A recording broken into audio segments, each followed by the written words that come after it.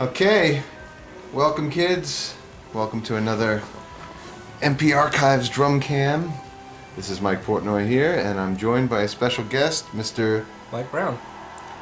The illustrious MikePortnoy.com webmaster, as well as the person that helped put this and all of the other archive DVDs together.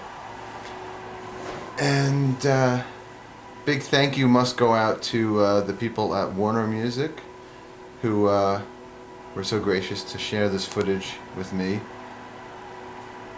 and therefore being able to now share it with you. And this was an amazing night playing the Budokan. This was a dream come true for us. We've been touring Japan for 10 or 12 years or whatever, but we always had dreamt of playing the Budokan, and this was our first time. And as is mentioned on the Dream Theater Budokan DVD, this place has such history. But more on that later. This, I gotta start by saying, I couldn't believe I hit the stage and I screwed up these opening fills. Never on the entire tour did I mess up these opening fills. And this was like, right now I'm thinking, what the fuck did I just play? Right there I'm thinking like, I can't fucking believe I just did that. What a way to start this night. This is gonna suck. And I debated on going in post-production and switching them to the right order, but I figured, just leave it be. I don't know, I guess my adrenaline was just pumping to be doing this show, knowing that the cameras were rolling, and there's such excitement going into a live recording and DVD. As you can see, I'm wearing a brace on my right elbow. I pretty much had to wear that for almost the entire Train of Thought tour, because as I also mentioned on the Dream Theater version of this DVD. Look at the clock on the wall, you can see what time it is. It's 9:09, because of course we're about 2 minutes into As I Am, and then the opening video takes 7 minutes. That's how punctual they are in Japan. The opening video began exactly at 9, and we were racing the clock to make curfew at midnight. Towards the end of this DVD, you'll see the clock, and we're racing against it because it was a very, very strict curfew at the Budokan. Otherwise, we probably would have played a 3.5-hour show. But when I wrote the set list, I had to be very, very conscious of not going over that curfew. Well, as all of you know, there is no commentary on the Dream Theater Budokan DVD, and that was my choice to not do it because I thought it would be redundant to talk over a 3-hour concert. So what the hell am I getting myself into here? I don't know why now I'm opting to do it, and by myself no less. You can blame it on me. Yeah. It's all my fault. It would have, at least if I did it with for the Dream Theater one, I'd have 4 other guys to, then again, they can't get a word in anyway when I'm sitting there, so.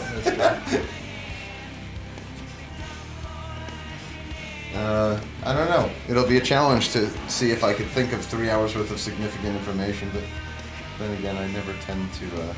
Usually run out of time, so. Yeah. This one ought to be good. All right, now I'm already spitting Lugers, and John Petrucci refers to me as the camel on the documentary on the Budokan DVD, but I don't believe camels spit, or maybe I'm wrong. I think they do. Oh, they do. I thought that was the trait of a llama. Oh no, you're right. Yeah, because I was always called the llama, and I guess he mistakenly referred to me as a camel. But I like the fact that he had to get spit shields for you. yeah, everybody wonders what those shields are on stage, and they think it's this big acoustical sound thing, but it's really just to protect his amps from my spit.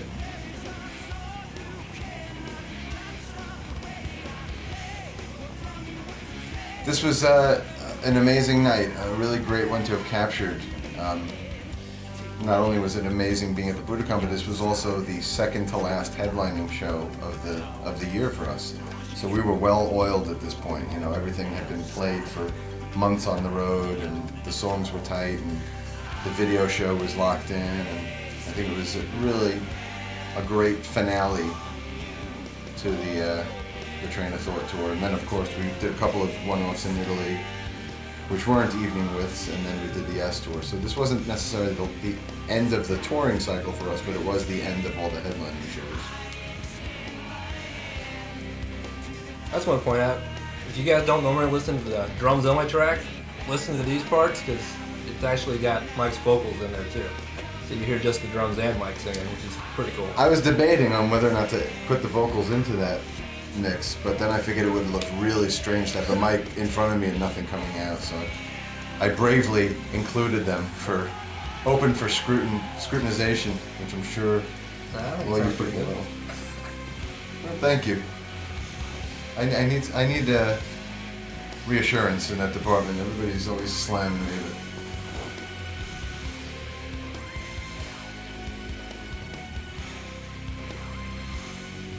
Oh, I guess we already missed it, but that middle section, the start of that bridge, I actually spin my left stick around because I'm playing a 16th note pattern in a ride. So I do that so you can really hear the 16th notes. That whole middle section is totally reminiscent of No More Tears by Ozzy. Just a hand in the bush, the whole thing with the strings. I should also point out that Jordan's keyboard did not work for the first minute and a half of this show. So, unfortunately, we had to overdub his keyboards for the start of this song because they were just non-existent on the master tapes. If you watch the document, and also you'll see that the drum can neglected to get this drum solo footage. He zooms all the way in, not realizing I'm doing a drum solo. So in the final cut, I was struggling to find images there, and I really was only able to use about half of that because this camera guy kept zooming into very strange places rather than capturing the playing. A lot of times he's capturing my sweat instead of what my hands are actually doing. Poor James's ass. Yeah. But that's not to put down the camera work on this DVD because I think these Japanese camera crew did an absolutely amazing job. I mean, this footage is, I think, the best footage of us ever shot. And that's just because the Japanese have a really professional work ethic and really, they do a great job. Incredibly professional and also artistic.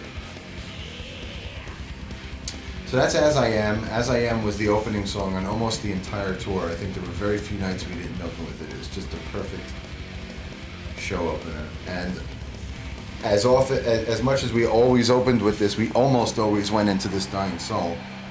It was very rare that we didn't open with these two back to back, just because they seemed like a classic first and second track. It also gives me a chance to check both kits, which is good for Nigel, our sound man, making sure that they're both, suitable in the mix. And as I mentioned on the Drums of Thought DVD, in the studio I played this song on the right side of the kit.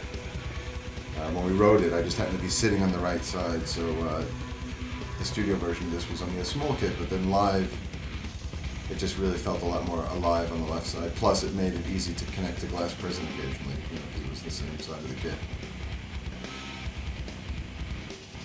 Okay, already I've got a sore throat. Not a good way to start. Yeah, I need you every once in a while to jump in to give me a chance to get a water break. Coming up here is my first stick throw of the night. There's a lot of places I throw sticks in the same spot every night, and this section right here is one of them. Of course, the cameraman didn't capture it. Oh, there we go. Oh, man, you got it. Yeah, actually, when editing the Budokan DVD, I was debating on using that shot or using the far shot. There was a shot like over on John Petrucci's side, and you could actually see the stick flying and landing, and while still seeing John start the solo. So the best of both worlds. Cool.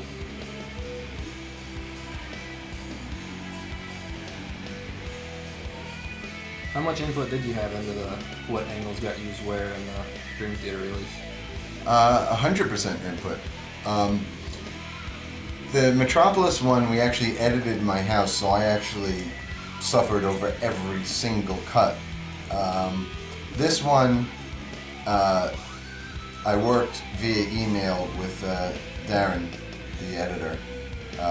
So he basically took the live switch. The live switch of this was very different. Obviously, when you leave the concert that night, there was a director of photography who's credited on the DVD. He actually is credited as Director DP, which means the Director of Photography. and he was calling the live switch that night and calling the cameras to go in and out. Obviously, I can't do that while I'm playing drums. So we have a live switch that we leave the concert with, and that looked really good, but I think it was only about 50% of where we ended up taking it in the editing room. So then we came back to America with the footage, and then Darren and I just had a lot of emails back and forth about every shot, and you know, I had sent him a list, I think literally 1,000 cuts. You know, each song would have, you know, a huge list. You know, making sure that you know how that works with me. But obviously this was a huge undertaking because we were starting from scratch with every camera angle, and it's important that everybody is showcased in the right point. And we had enough coverage at this concert to, you know, get to the keyboard solo when there's a keyboard solo, get to the guitar solo when there's a guitar solo, make sure James is covered in the verses. You know, on previous DVDs and videos, we didn't always have that coverage, but we were pretty well covered for the most part for this concert. So I submitted a list of maybe 1,000 cuts, and then he would cut them to the best of his ability, send them back to me, send me a bunch of roughs. And then once we were at the 90% point, I flew out to LA and spent a couple days. You can't win them all. And you could actually hear that stick fell onto the tambourine. And you can hear that on the final mix. If you listen to the CD at that one point, you can actually hear the tambourine. So that's how well the drums are mic'd. Where was I? Already, I can't even get enough words in, you know? I'm like thinking that there's going to be these lulls of silence, but I'm like, there's just so much information to cover. But anyway, so I went to LA, spent a couple days actually doing the final 10% of tweaking, and that was it. So, in answer to your question, I had 100% control over the final cut.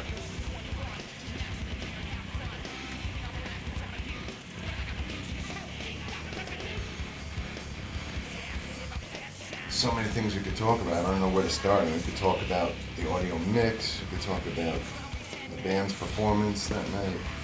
I'm going to start with a custom Altoid.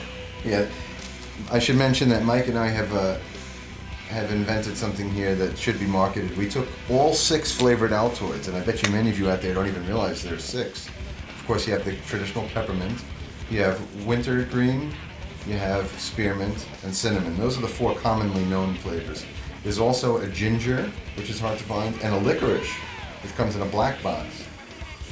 And basically, we just made our own custom variety pack. We put the 6 of them into one box. What did you just get? Spearmint. Those are good. See, those kind of ruin it because the spearmint are green and the cinnamon are red, so you could tell what you're getting when you reach into the variety pack. But the rest of them, and actually the ginger are kind of yellow. These are curiously strong, by the way. I know. I just always wondered how they did that. Here's the spot where I throw that stick again. I think I missed this one as well. Every time we get to this guitar melody. Ooh, it got that. Oh, no, I had it and I dropped it. Now, I should mention, a lot of people give me flack for throwing sticks and missing them, but I should point out that a well-respected baseball player would have to bat around 300 to have a very respectable average. What that means is that he would get a base hit in 1 out of every 3 at-bats, or 3 out of every 10 at-bats. I think my stick catching average is way higher than that. I would say I'm good for about 7 out of 10. So yeah, you wouldn't get somebody batting 300 being blasted by his fans on his message board. That's a good point. Never thought of it that way. I catch maybe 7 out of 10. That's good. That's better than any baseball batter in history. Baseball history, probably. This is a hard note for me to hold. Basically, I hold it as long as James holds it. I just wait to hear him let go before I let go. But I'm dying right there. That's a tough one to hold long. I mean, yeah, I can imagine while you're trying to play too. I can't hold my breath. If I go in a pool, I can't go underwater for more than 15 seconds. Yeah, I mean, oh, you look at James is laughing at me right there. I let go of a Luger, and he ran right into my spit. And right now I'm apologizing to him. I'm laughing at him. But you can see as he was running out to get them doing, to jump up and down during that Glass Prison riff, you could see him look back because he realized that I nailed him. And once again, my averages are not that bad in that department either. You know, I'll nail one of the guys maybe 1 out of 50 times. So that's a pretty good average as well. It's good for the hair. Yeah.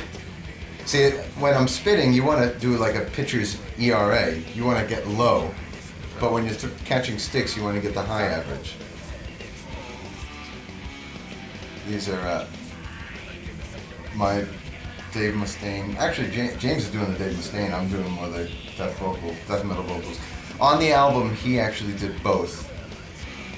We tried to have him do as many of the vocals as possible on Train of Thought, but live, and I ended up having to cover a lot of them. Obviously, these lines are straight out of the Glass Prison. I mean, I guess we could be talking about this song and its relationship to Glass Prison. There's just so many things to cover on an audio commentary. Seen a lot of guys posting thinking that's not really a Melody Master you're playing. It is, right? Yeah, absolutely. That's a 14-inch maple on the left and a 12-inch steel on the right, 12.5 inch. By the way, this part is incredibly hard to play, and I always have to look at Jordan there, and we count it together. It's 1, 2, 3, fall, 1, 2, 3, fall, 1, 1, 2, 3, fall, 1, 2, 3, fall, 5, 1, 1, 2, 3, fall, 1, 2, 3, fall, 1, 1, 2. And that's one of several points in the new tunes where we often train wreck and clam. That's one of the hardest parts to nail live. At least you got it right on tape. Yeah, I was panicking that those moments were going to get fucked up at the Budokan. And that was the drum cam guy. He's getting bored of me, obviously, for a moment there. It's weird seeing people with suits in an audience. Well, you know why that is? Because the shows are so early in Japan. I mean, we've played shows that begin at 5 o'clock there and 6 o'clock, so a lot of people have to come straight from work. You know, they're working in an office.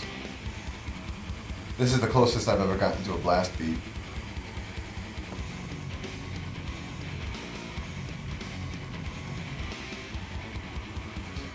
That kit, by the way, has now left Japan. That kit was only ever used on 2 Japanese tours, the 6 Degrees tour and then the Train of Thought tour.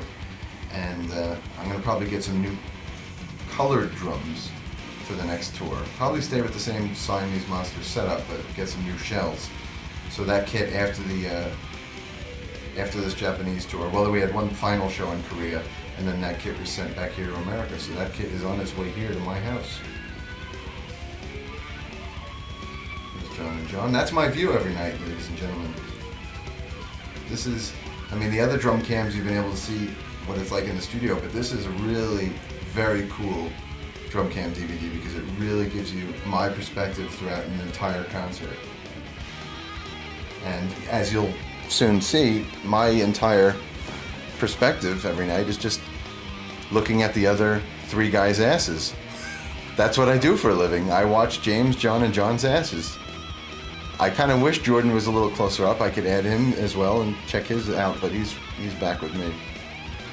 You have to get some blondes up there. You can pretend they're Britney or something. Yeah. Well, that's why James is in much better shape now. I was complaining his ass was getting a bit flabby, so he's been taking care of himself. My expression right there pretty much sums up this entire part. This part is the craziest part ever written. And the 1-2 punch of As I Am and this at the beginning of a show is exhausting for me. And then there's been some shows where we did Glass Prison and this back to back, which is 25 minutes of just, you know, relentless energy. But right around now, I'm definitely ready for a water break, both on stage and here on the commentary track. Okay, so I got a question. Mm-hmm. If that kit's coming here, where do the America and Europe kits, where do they end up? The American one will be in the recording studio to record the new album, and the European one is just in storage in London, you know, pending further notice.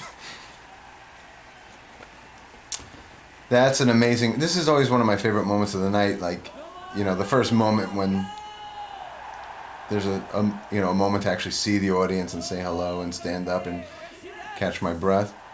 I'm saying, what the hell does that mean? That's funny, I don't even remember doing that. This is my first time actually watching this footage in its entirety. say, damn, you trust me that much? Yeah, this is like, well, this is basically just one camera. Yeah. You know?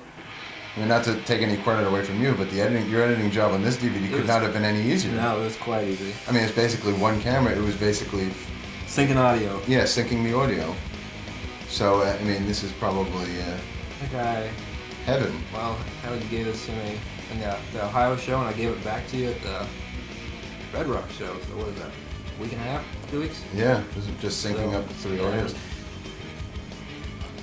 By the time the viewers are watching this, this may or may not have additional camera angles. I'm waiting to see if I can get what I call the Burt cams, which is the cameras that are mounted on my kit and that Burt shows on the screens behind us. I'm trying to be able to get that footage, so it may or may not be on the final DVD. If it isn't on the final DVD, then you really got off easy with this guy.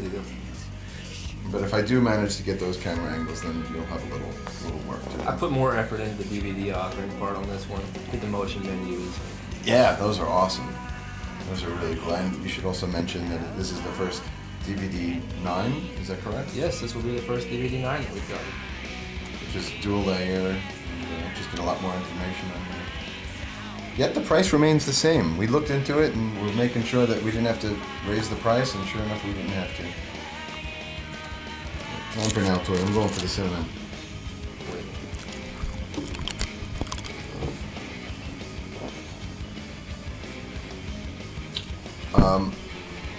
Earlier, when this song began, you probably, astute listeners or viewers would notice that James was actually said something. Okay, let's get going or something like that as John starts the opening to this song, and Kevin Shirley removed that from the final mix with our approval, of course. But I thought that was a reasonable, it was a good idea.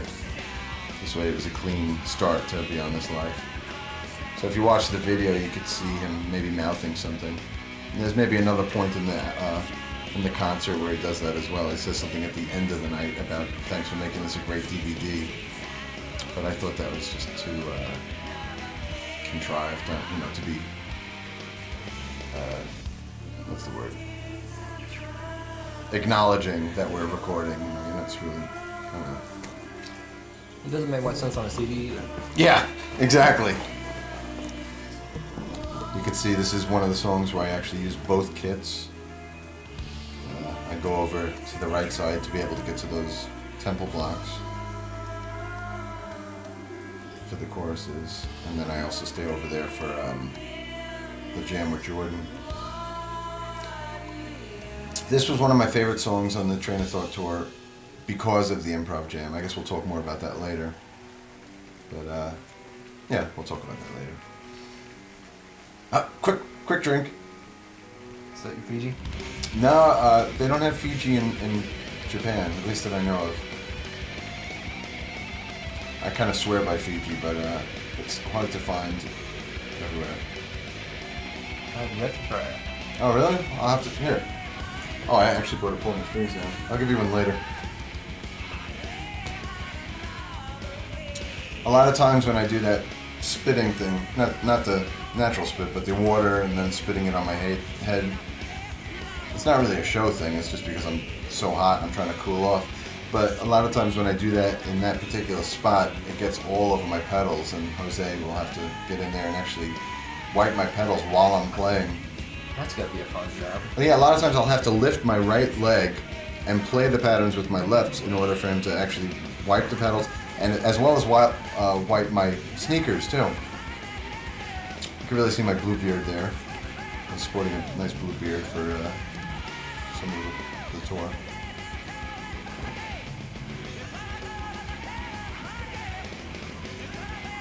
I should also mention, this was Jose's second to last show with me.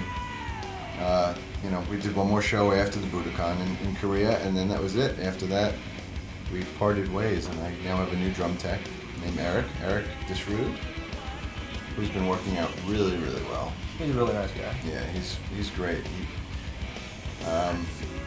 But I'd have to thank Jose for 11 loyal years, 11 years together. Eric spent the day with Jose with the kit, and then Eric actually videotaped the setting up and the breaking down, and then he knows all of the routines. I mean, there's so much responsibility for my drum tech, Jose or Eric. It goes beyond just setting up and breaking down the kit. They have to maintain all the parts. Anytime anything breaks or cracks, they have to deal with the endorsement people and get it replaced. They have to, like this, swing my mic, which is a huge undertaking to remember all these cues. I'm still getting it down with Eric. But Jose, was very, very reliable. He learned every song and every cue, and I almost never had to look at him. And good going, camera guy. But so yeah, you can see Jose there. That was the nauseous cam. Yeah. Actually, I'm about to switch back to the other side.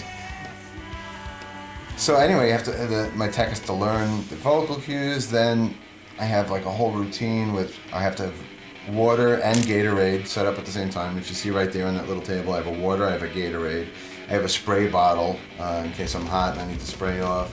I have a towel right behind me, and then I have the same exact setup behind the kit, behind the gong. I have a water and a Gatorade, and I also have gum, and look at the clock, it's 19:33. So we're a half hour into the show. That means we're 1/6 of the way.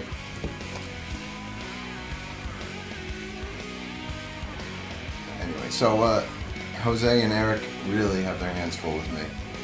And anytime I have a monitor adjustment, I rather than trying to get the monitor guy's attention and motion to him, I just tell my drum tech and he takes care of the monitor adjustment. And as you can see, we all wear inner ear monitors. And in the old days, I used to only have drums and guitar and my vocals in, the speaker monitors.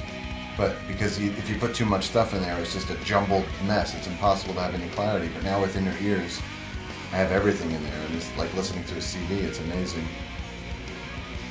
Yeah, I got to wear them during a sound check once, and it was just, I want to buy a set just to take concerts. Well, Jose or Eric, I was crying because I missed that one. But they have a mix as well, so they're listening to my mix throughout the whole show. And the same with, I think, John's tech and Jordan's tech and all down the line. All the techs have mixes so they can hear what we're hearing. And Benoit, our lighting director, also wears a headset with his own mix, so he can hear all the nuances.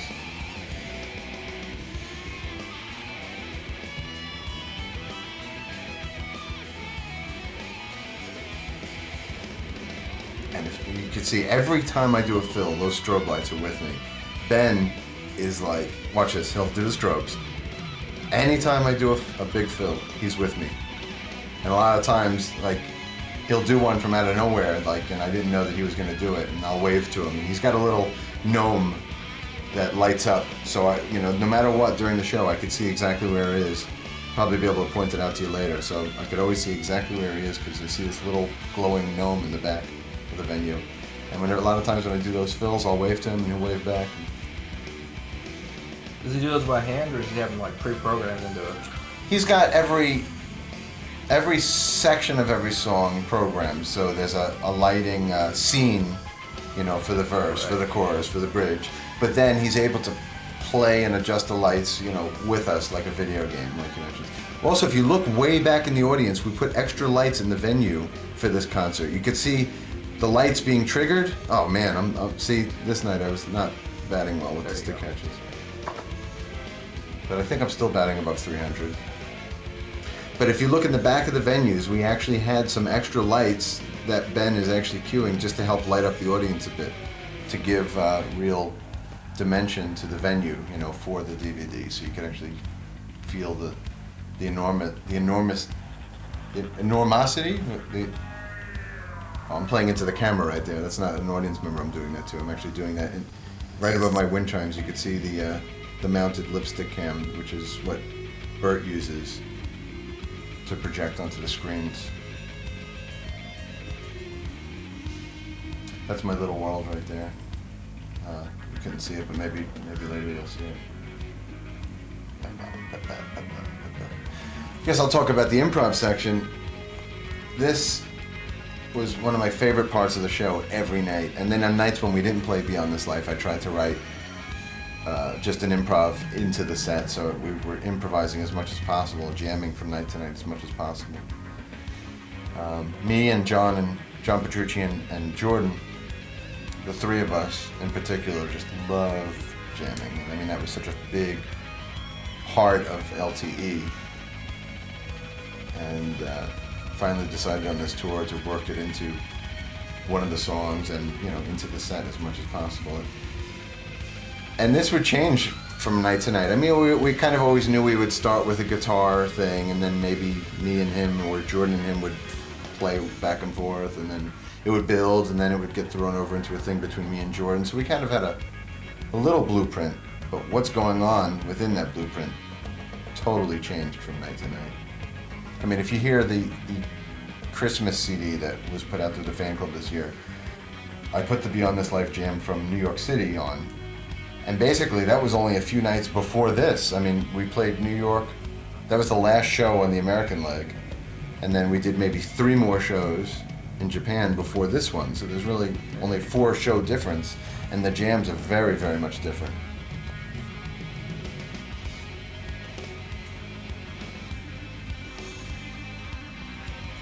John's in total Steve Vai mode right now. Once we kick into this upcoming group, he's doing total Steve Vai stuff.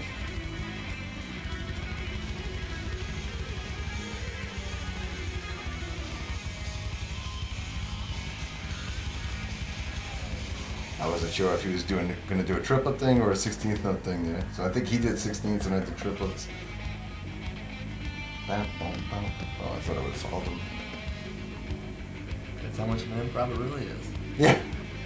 I'm thinking of what I would be playing right now. I'm trying to react to John's playing right now.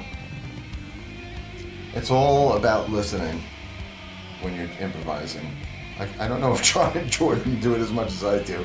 They seem to be more, well, not to discredit them, but they spend a lot of time soloing when we jam. Whereas my entire time is just trying to listen to what the two of them are doing and play off them and maybe take us someplace new and change a feel or react to what they're playing. But it's all about listening. That's the key element of improvisation, I think.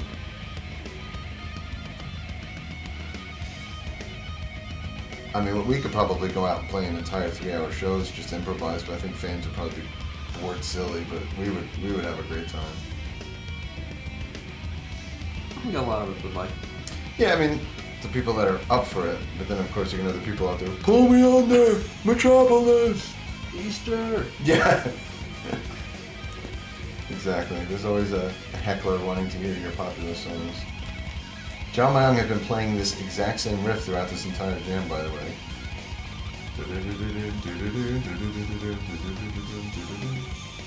I guess he's the anchor. You know, we need somebody to hold down the fort. He's not one for change. No. He's looked and dressed the same for 19 years now. Probably even longer than that, because as long as I've known him for 19 years. Although I've seen some pictures of us from the late 80s where he's wearing like acid washed blue jeans, which is incredible, and like a white shirt, you know, a white tank top or something. But I think I've seen some video footage of him, some like blue spandex yeah. stuff. But he's dressed pretty consistently for about 10 years now. I mean, he's like that on stage and off stage. That's his outfit. That's his costume. He even sleeps in that. Okay, so now it's mine and Jordan's turn. And this is where we get to go to real Zappa territory. And you can't see it now, but those of you that saw us on the tour, throughout this whole section, we had flashes of Frank Zappa conducting us, which is footage we pulled from Baby Snakes. And before putting out this DVD, we had to contact, that's me playing into the camera right there, crowd reacting. But I actually had the extreme pleasure of speaking with Gail Zappa to get the footage, because I really wanted to include the footage of Frank behind us when we finally get to the unison riff at the end of the jam. I thought that image of Zappa was just so cool there, and obviously I didn't want to do anything that would piss off Gail or the family. You know, hold them in such high regard and respect them so much. So I made the contact and actually spoke with Gail and several times, and she was really nice enough to give us her blessing and let us use the footage. Very cool. Yeah, it was really, really cool to talk to her.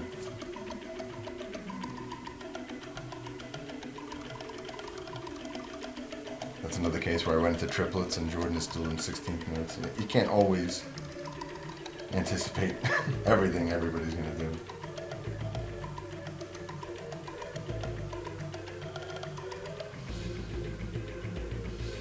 But Jordan, I think those sounds that Jordan is jamming with are from the band, is it 98 Degrees or something like that? Or one of those boys bands.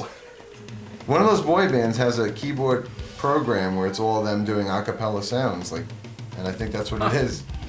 I don't know if it's 98 Degrees or In Sync or whatever, but who would have ever thought that they'd be used during a Dream Theater jam? Yes. I love this one right here.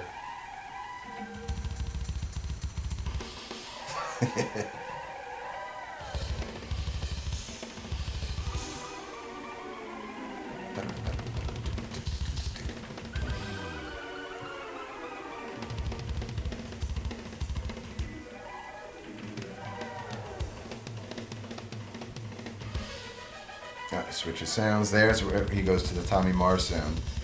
When we wrote Beyond This Life, I remember specifically playing him the Zappa song Easy Meat, which Tommy Mars, I believe it was Tommy Mars, played keyboards on. And there was also a song on Steve Vai's Flexible that Tommy Mars played on, and he uses that sound. And they turned Jordan onto it, you know, to use for this unison section where we're building to. But it's a total Tommy Mars keyboard sound, and then the unison part that's coming up is so Zappa.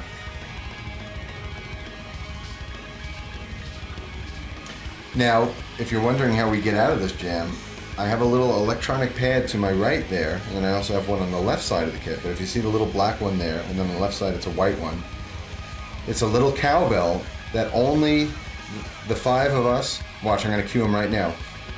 One, see, I just slammed on the pad. I don't know if you saw that, but that was the cue, okay, to get us into the unison section. And I have these cowbells that only the five of us and Ben, our LD, can hear. So it kicks us in and out of tunes. Whenever we improvise, I cue the guys in and out of sections with that, and the audience can't hear it. I think you can actually hear it in the isolated drum track. You probably hear me actually hitting the pad. I think, I can't remember. I want to say you can hear the cowbell sound. No, you wouldn't be able to hear the cowbell because that's literally only in our inner ear monitors and in Ben's headphone mix. You probably hear me actually physically hitting the pad, probably. And that's why we always joke around at soundcheck, more cowbell. We do the Christopher Walken skit. Got a fever, and the only prescription is more cowbell. Listen, fellas, this latest take was even better than the first, but I could have used a little more cowbell.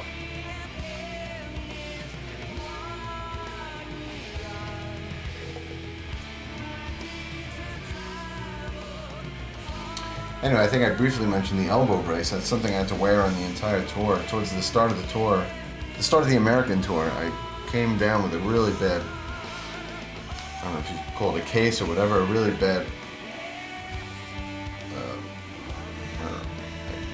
tendonitis. I was having real problems with my muscles in my elbow and my forearm, having to constantly ice it down and just being in a lot of pain. So I had to wear this. I had to go see a physical therapist, and I had to wear this brace for the rest of the tour. You think better now, or are you still gonna have to wear it when you play? I feel better now, but then again, that's because I'm home. But I've felt problems in my left triceps and elbow, and you know, I don't know. It's a very physical instrument, and we play very long shows, and you know, we'll be playing 2 hours every day at soundcheck to learn material, and it's just a lot of playing every night. So what happens during these moments? You see I ran off stage. Jose, or now Eric, has a little world for me set up behind the gong. And like I said, I have towels and waters and drinks and gum and candy and in the old days, cigarettes and alcohol, but not anymore. But I used to have my own little bar back there. And but anyway, so during these quiet moments, that's when I get to relax. And he also has a stool for me, the drum stool that I could sit in. And I really don't ever like to be bothered during those moments. Right now, if the camera was to show me, you'll see me just sitting there quietly in my own world. Even Jose doesn't talk to me unless there's something that he has to ask me or tell me. Otherwise, he knows I just need those couple moments of isolation just to, have it. Because it's intense being up there the whole time and getting very few breaks and always having the lights on you. I like the drum world to always be very well lit, so it's not like I'm in the dark very often. A song like this is probably as dark as it ever gets in drumland, but otherwise I like to be very well lit. Not only because I want to be seen because I'm a ham, but also because I like to be able to see, throwing sticks or, want to be able to see the kit well. That was another moment where I counted the band in on the cowbell. The silent cowbell. Invisible cowbell or whatever. Secret cowbell, if you will. And this is another song that's appeared on a previous Dream Theater Live album, but this was a completely different arrangement, so that's why I included it in this set list. When I wrote the set list for the Budokan show, unlike every other concert on tour where I'm completely conscious of the people in the audience, normally when I write a set list, it's based on the proximity to the previous gig and also what was played in that city the previous tour. However, this case is the exception. When I wrote this set list, it was completely based on what was on our last DVD and last album, because I wanted the new product, the new live DVD, to be as different as possible from the last one. That's why there's almost no Scenes from a Memory songs in this concert, only Beyond This Life, because it's such a different version.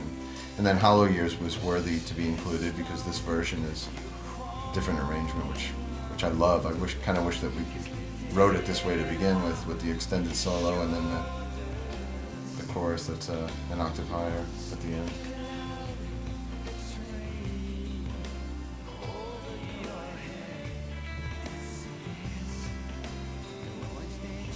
All right, Mike, take over for a minute. Water break for me. Put me on the spot. I will mention there's a fish on the side of Jordan's keyboards. Yeah, what's up with that? At the first Japanese show in Nagoya, a girl in the front row gave it to me, handed it to me when we were bowing at the end of the night. And it was a nice gesture, but what the hell is she giving me a fish for? So I gave it, I don't remember if I gave it to Bert or if I gave it to Jordan, but sure enough at the next show, one of them ended up they kept it and mounted it on Jordan's keyboard. And now it's forever immortalized in this DVD. He'll be known as the fish man. Yeah.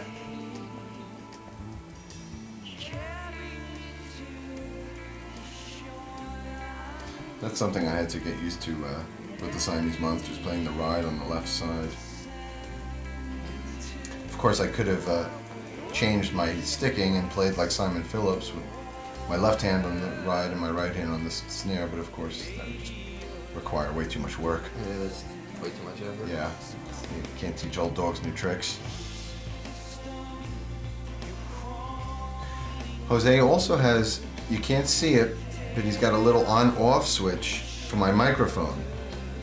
So I could always, anytime the mic is put in front of me, I could hear myself talk or speak or sing, and so can the guys on the stage. But only when he turns the switch on does it go to the front of the house for Nigel.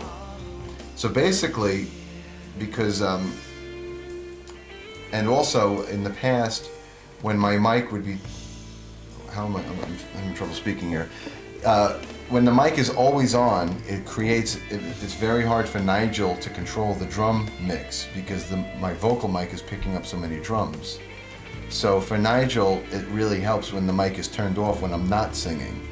but he doesn't want to deal with the responsibility of having to turn it on and off and on and off every time I sing.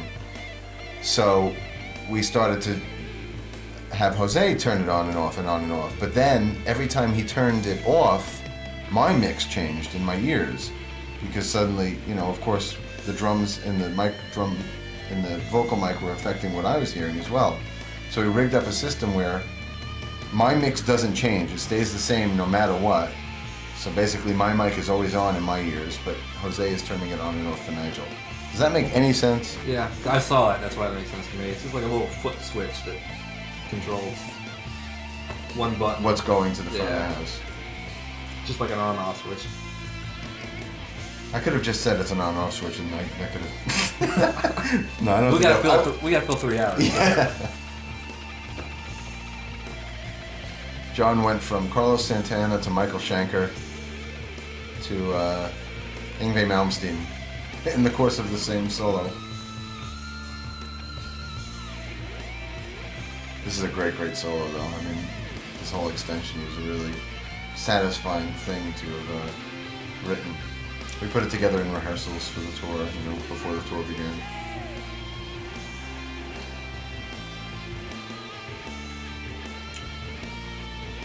Drum cam guy getting a lot of footage of the keyboard player, which is... He likes the bald head. Yeah. But it's a guitar solo, so it's completely useless footage. But then again, he didn't know that this footage was going to be used for a drum cam DVD. It's also interesting to note that we're almost an hour into the concert and it's only the 4th song.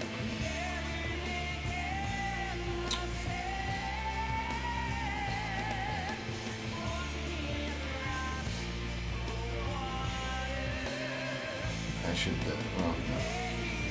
I was going to give away a trade secret. Well, I guess I can't tease you like that now.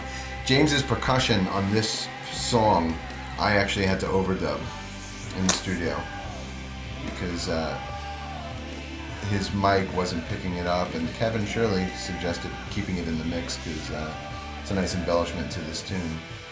But his vocal mic wasn't really, it was cutting in and out. So I ended up overdubbing the percussion. That's why it sounds so damn good on the CD.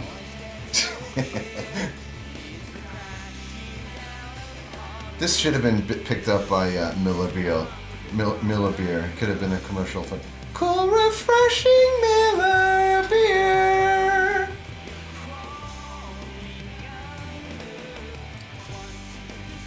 I mean, now that I don't drink anymore, because we could never do that, but you know, it would have been a nice paycheck. No doubt. Cool, refreshing Miller Beer. Next time you need overdubs for anything, you just have Max do it. He sounded pretty good today. Oh, on percussion? Yeah. My son is 5.5 years old and he's... Oh, John almost missed his cue there. He's missed that cue many times.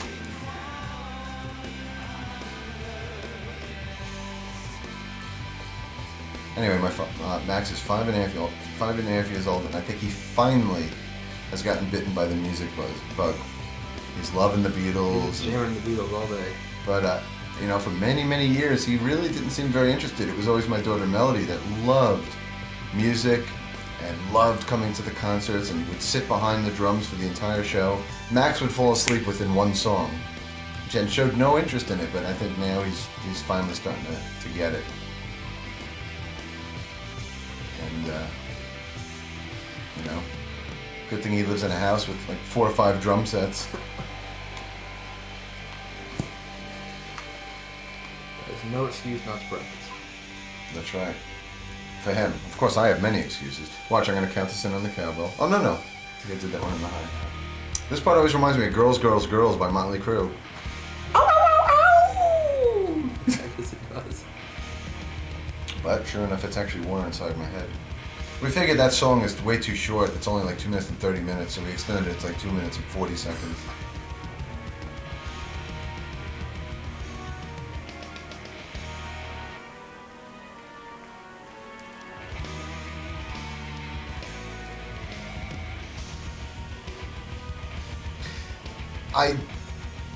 I really, one of my biggest regrets of this set list is putting the 6 Degrees the title track songs in. I thought of it afterwards that I probably should have waited because I think I eventually want to release a live version of the track in its entirety. So I guess you people are just gonna have to hear it. You know, I really Again. don't mind because I actually love this second disc. It's I mean, it works. It works great in the set. I mean, I love these tunes. You know, these two, this and the Test back to back are great, and then later on, Goodnight Kiss and Solitary Shell back to back are great.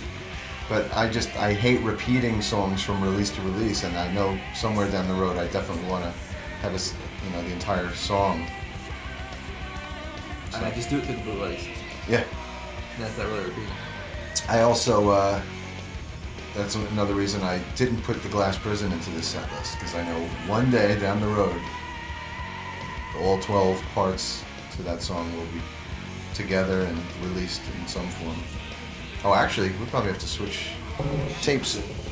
I better go check on that. Man the ship for a minute, will you? I got it.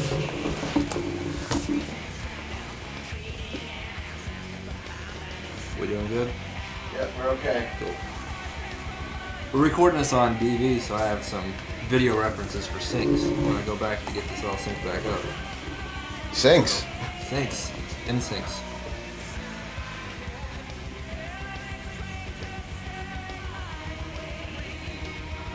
It also gives me a good shot of this nice theater we're sitting in. We're hanging out in my movie theater. I have a movie theater in my house. And it rules. And It definitely rules. We got 6 leather recliners and a leather love seat, 126-inch screen. yo, man, this is crib worthy, man. This is- MTV yeah. Cribs needs to come to my crib.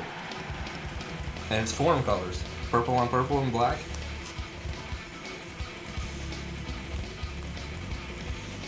So we're co-chilling in the crib. Word 'em up, G. Where's the malt liquor? Yeah. Now a bottle of Cristal in the fridge. That's what every crib guy has.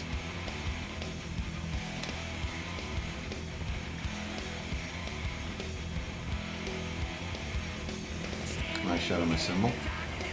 There's quite a few of those. I mean, actually, the way that this song was cut on the final DVD is a lot of quick cuts on this song. So I think the cameramen were consciously moving really quick just to get a lot of different footage.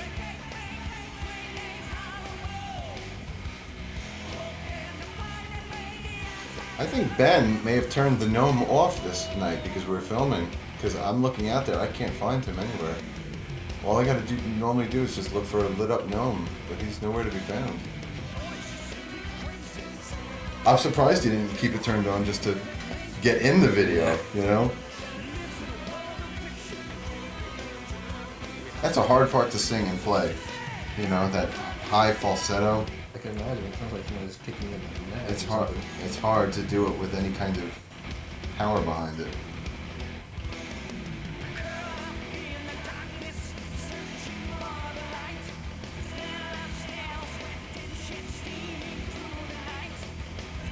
That's rock.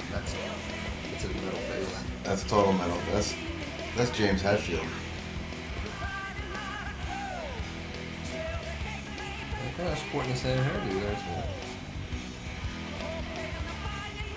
Jordan used to conduct during this part, and really, you couldn't have anything further from metal than conducting in odd time signatures during that section. Finally, we had to tell him, "Look, man, That's not good. you gotta do something else there, man." Go play with those switches. Yeah.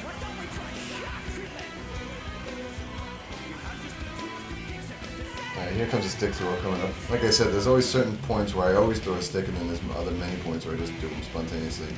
This one is always a point. I wonder if I catch it. Let's go to the videotape. Here we go. Boom. Oh! I was probably nervous. Swirl. I must do it at the start of the keyboard solo.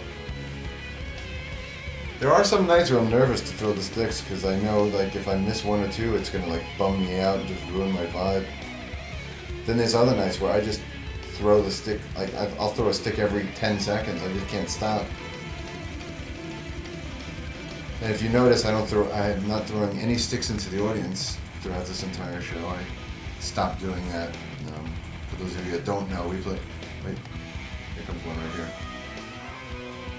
Yeah, baby! But I no longer throw sticks into the audience during or after the show.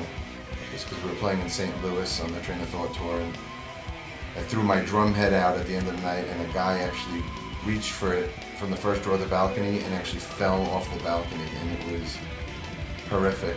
Absolutely terrifying sight to see. And all of a sudden, the whole audience just was like, you know, you could hear a pin drop, the house music stopped, the house lights came on, and luckily the guy was okay. He got up and he actually caught the head, got up and ran out. I guess he was drunk, you know, but he landed on somebody that got seriously hurt, and I vowed at that point to never throw stuff into the audience anymore.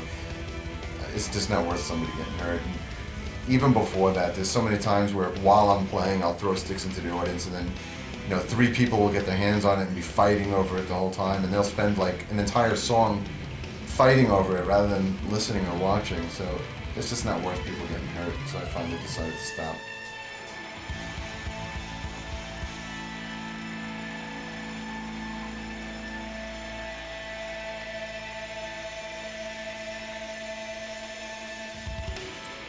Well, that's the end of CD1.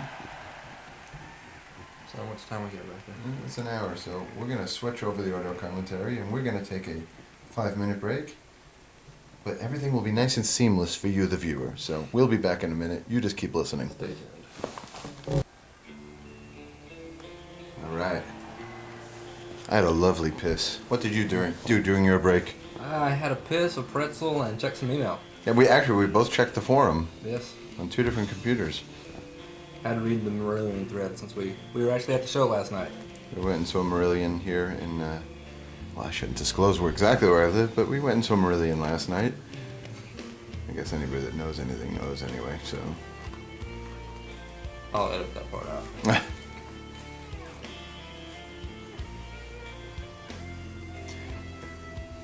I've actually joked to John Petrucci about this, and he has the same problem. There's times, like when I'm counting this in, or when he's starting it, like I get the beginning of this and the beginning of Peruvian Skies mixed up. We have to like really think, you know, really concentrate to remember which is which. See that? I just finished a water bottle, so I think Jose is new. About to refill. He's got to keep track of the stock on it. So you keep the Gatorade in a cup? Yeah, the Gatorade goes in a cup and water stays in the bottles. So I know which is which without having to really worry.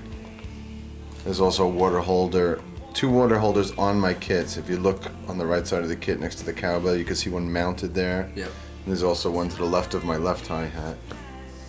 So there's always some water within easy reach. There's also a stick holder mounted onto the riser in between my 2 stools. This way, if I'm like on the left side of the kit and I drop a right stick, there's no place to put a stick bag. So we mounted, and I actually got this from Scott Rockenfield. It looks like one of those firecracker. It's like a tube Bottle or something. rocket. Yeah, like a bottle rocket thing. And basically, I have all that in the middle with the sticks poking out, half and half. This side with with the tip down, and then on the right side, I have them with the tips up in case I drop a left stick.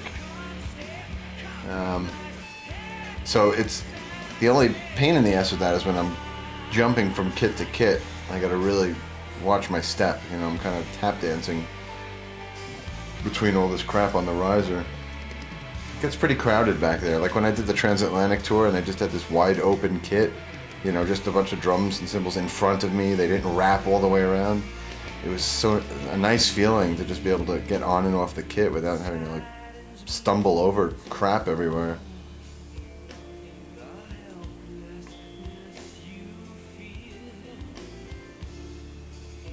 Right, you're going to see me check the screen right here, because the entire tour, I kept asking Bert to come up with an image of the 1,000 candles. You can see me look. Well, maybe not. Oh, you know what? I probably consciously didn't. So Did you ever get the image? yeah, by the end of the tour, and you could see it on the on the Dream Theater Budokan DVD. There's an image of all these candles, but every night up until he did it, I would look up at the screens, and he would see me every night looking at the screens, knowing exactly what I was looking for.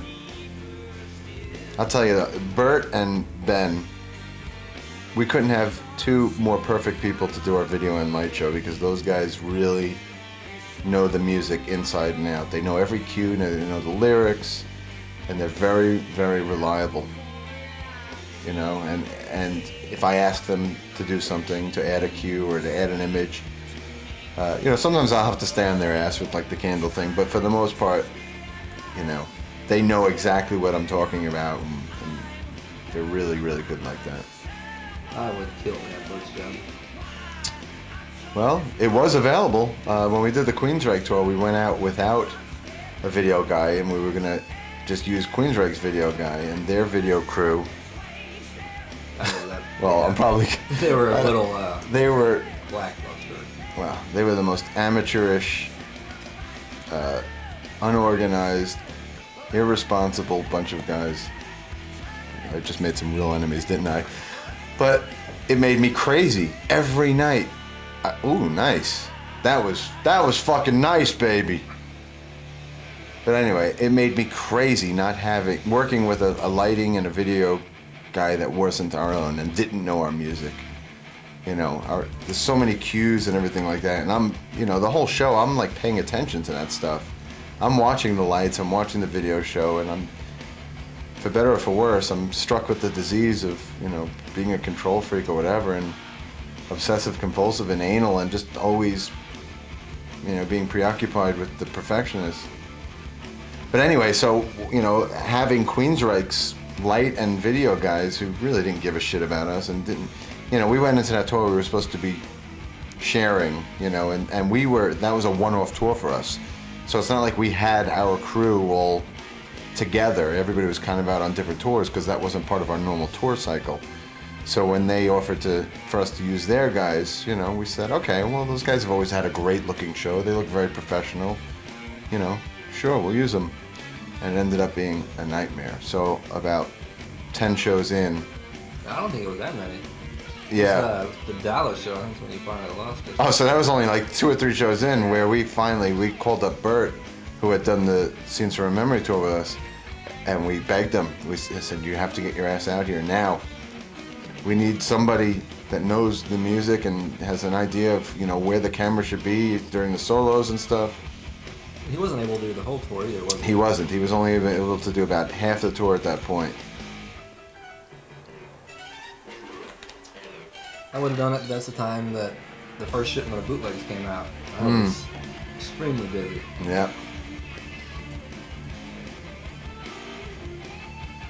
Well, Bert does a great job now. We're really, I'm glad. On the Metropolis tour, we really didn't have a light guy.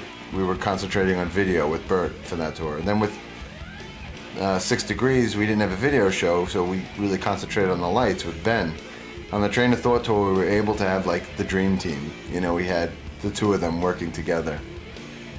And it was great. And hopefully we can continue to have them for future productions. We loved having the video show in this tour because, we had 3 great LED screens, each of which were completely independent of each other. So, unlike on the Queensryche tour and the Metropolis tour, where we really could only show 1 image at a time, regardless of how many screens were there, on this tour we had complete independence between the 3. So you could put Jordan on one side and John on the other side, and put some images in the middle, or some animation or a movie or whatever. And it was really, really the production that we really had always wanted to have. So hopefully we'll continue to have in the future. Cost a lot of money though. I mean, luckily we make a lot of money because, we sell a lot of concert tickets, at least for a band of our style. But, it cost a lot of money to have the overhead that we have. We have a huge light and video show and a huge crew and a couple of semis and a couple of buses, and there aren't many bands in this genre, putting on tours with this kind of overhead. And luckily we pull the numbers in the audience, but a good portion of the money, the income gets turned right back around on the overhead. You know, we could have easily done a club tour and made ourselves a lot of money, but you know, we really wanted to continue growing in terms of the presentation of the band. And then that was a big part of the, we did that platinum thing with platinum tickets and stuff, and it was a bit controversial, but we actually used that towards our overhead. You know, we didn't pocket that money. It seems like everybody's doing that. Yeah, yeah. I mean, it's a popular thing now. I mean, on one hand, yeah, it's kind of crazy to spend $250 to go to a concert and meet the band, but on the other hand, I mean, when I was younger, if I had the opportunity to meet Rush or meet Kiss or whatever, I would have absolutely done it. You know, a lot of people aren't normally given those opportunities. Not to say that we're worth it, you know, it's kind of weird for me, but you know, I know if the shoe was on the other foot, it would be worth it for me to see some of my favorite bands in that, you know. Most definitely.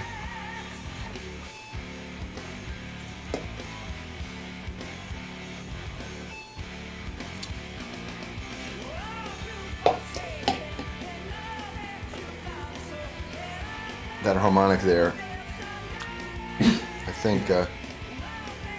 think I suggested that when we were writing it, but I think a lot of new metal bands do it, but I copped it from Machine Head. I am a big fan of Machine Head and their first album especially, and they always have those harmonics going.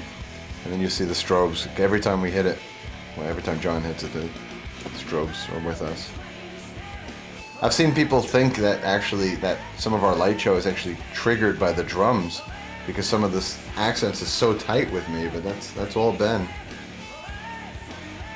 He was a huge Dream Theater fan before we even hired him, and before us he was Metallica's LD and Yes's LD, so between those two bands, you know, we sit right in the middle, so he was the perfect LD for us. He did Yes's light show this tour too, right? Yeah, when we went out and did the summer thing with Yes, he actually did both bands. And when we did the summer thing with Satch, he actually did both bands too. I wish to God that he did both bands when we did the Queensryche tour, but he was out with Matchbox 20 at that time. You know, like I said, we were in between tours, so we didn't have most of our usual crew guys.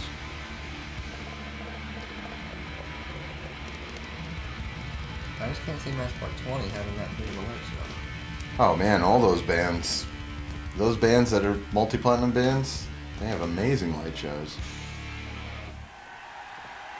I guess because there's not much to the music, so they have to make up for do it. Something, I guess. Yeah. One of the best light shows I've seen in many years was Rush on this latest tour. Really amazing light show. They've always had great lights. Yeah. There's always a hint of disappointment there, because people hear the Metropolis thing. There's me spraying down. Gotta prevent the hair from getting too fluffy, you know, don't want the afro. But there's always a little bit of disappointment there when they hear the Metropolis thing and they think it's gonna be Metropolis, and then it goes into the Dance of Eternity drone. But little do they know what's about to hit them. I mean, now that this is released, people know the instrumentally, but this was the first time the people in Japan had heard it, and they think they're just gonna get Dance of Eternity now, but this instrumentally, I think, is one of the coolest things we've ever put together. We used to do medleys, and as was noted on another commentary, John Petrucci always hated medleys. But I always liked them. I always found them a way of being able to be creative. And then, you know, he kept expressing hating medleys, and I said, well, then that's when we kind of up the ante with the rotating set lists, and because you know, it was impossible to play everything to please everybody. So the solution was either you do a medley, or you play 4-hour shows, or you play rotating set lists, you know, in order to give everybody a little of everything. So the solution was to have the rotating set lists and play very long shows. And I write a completely different set list every night. But I was able to talk him into this medley because we were coming up to do the Satriani co-headlining tour, and I wanted to do this medley of all instrumental sections. It was an idea I had, and he was up for it because we were able to get really creative with pulling all these parts. You know, there's like 10 different songs in here, and it's I mean, this more than any song in the history of the band is the most challenging piece of music we've ever played, because it's taking the sickest, most technical parts of every one of our instrumentals and some liquid tension pieces, and also some other vocal tunes like Metropolis and the Change of Seasons, and it just keeps going and going, and just when you think it's climaxed, it goes to another level. All right, enough out of me. Take it over, Mike. You must have something to say. So does John enjoy it now? This medley, or What's that? does he enjoy playing this medley now? Oh yeah, he's totally into this medley.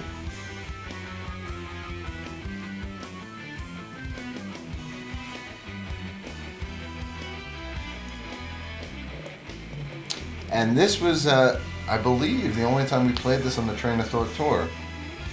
I purposely resurrected it for this set list so it would be on the DVD and the live album.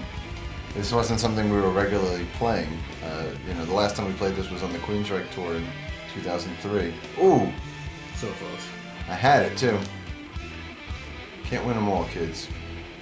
But, so we hadn't played this in, since summer of 2003, but I knew I definitely wanted it on this package. They made the Modern Drummer DVD. Yeah, but that's not the best version. I think the mix is not so great on there. The visual, the camera angles are amazing on there, but the mix isn't. I think it's a little too guitar light, but it's still a great thing to have.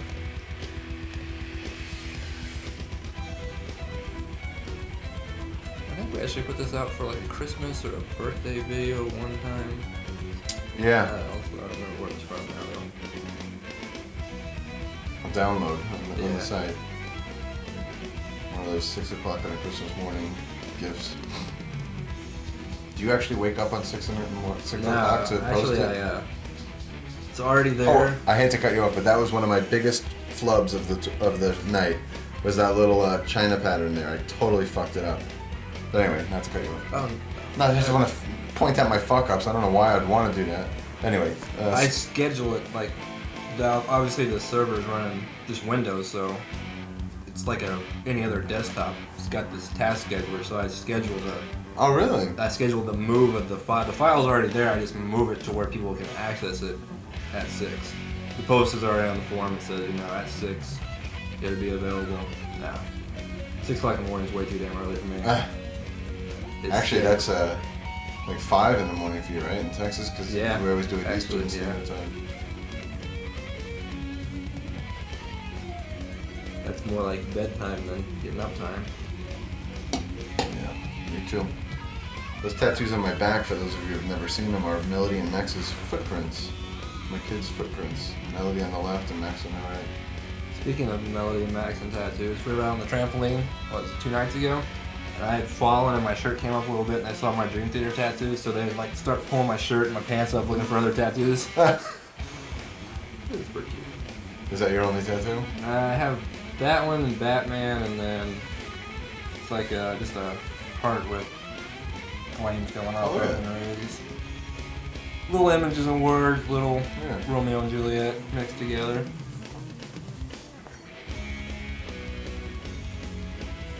And that's it for now. I want more, but working in the industry I work in, it's not exactly. Well, don't you wear sleeves? Yeah, but the ones I want now are like, I want to do like wrist, kind of like bracelet tattoos, and I would love to get my eyebrow pierced, stuff like that, but this wouldn't fly. Quit your job and work for Dream Theater. You probably spend half your time doing it anyway, right? True. For those of you that don't know, Mike also handles the You'd Say Jam Records website and orders and mailing and stuff. So if you have any complaints, complain Yeah, so to when him. you guys are bitching at that person, that's me. Hi. Yeah.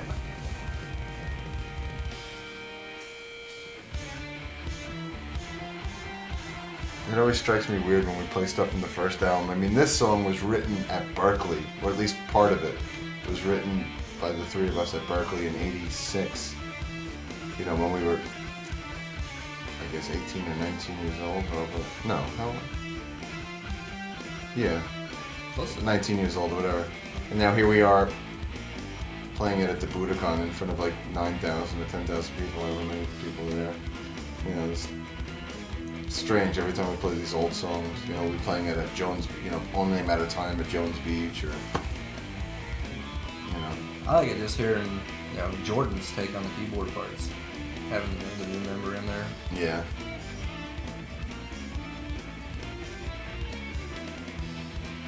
Well, I don't know if it'll be out by the time this DVD comes out, but coming soon to Yitzhak Jam Records is, you know, the 2004 version of When Dream and Day Unite, the live version from LA, which was a damn good show. Yeah, you were there. Very good night.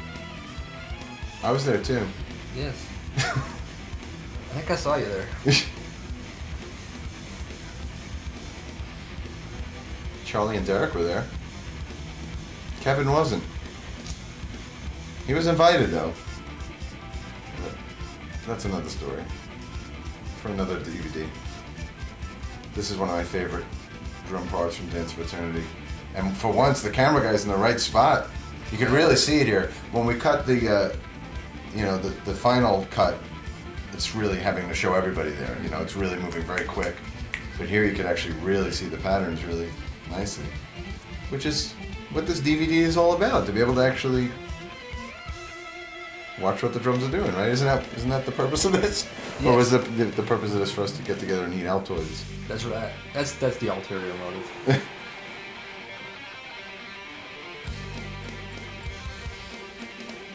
Little LTE. Actually, you could say that there's 3 LTE songs in the instrumentally. Because there's this, which is Paradigm Shift, it goes into Universal Mind. But that little keyboard solo from A Change of Seasons is actually the ending of When the Water Breaks. And on my original list of songs for the instrumentally, When the Water Breaks was also in it. We actually went from Yitzhak Jammin' to a that whole opening section. We went from Yitzhak Jammin' to that and ended up axing it because it stopped the momentum. Whereas this is just a constant flow of riffs. Magna Carta give you any shit for doing this? Throwing this in here? They haven't yet. Knowing them, they probably will. Then again, we've had the last like 3 Dream Theater live albums have had bits of LTE, because Once in a Lifetime had a little Paradigm Shift in the guitar solo, and then Live Scenes from New York had Acid Rain, and then this on Budokan. I mean, we always credit it on the credits, and what the fuck are they going to complain about? If anything, it's going to sell more records for them, you know? That's true. People that don't know what LTE is will see the credit and go out and pick it up.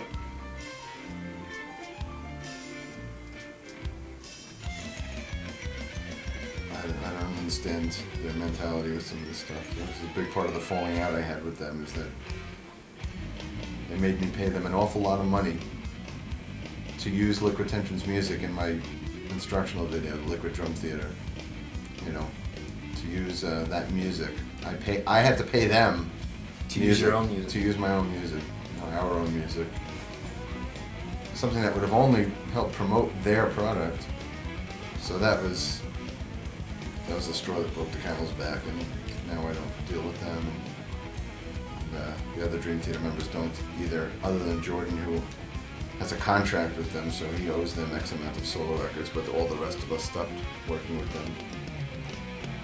Here's a good stick toss. This one we kept in the final cut, right there. That was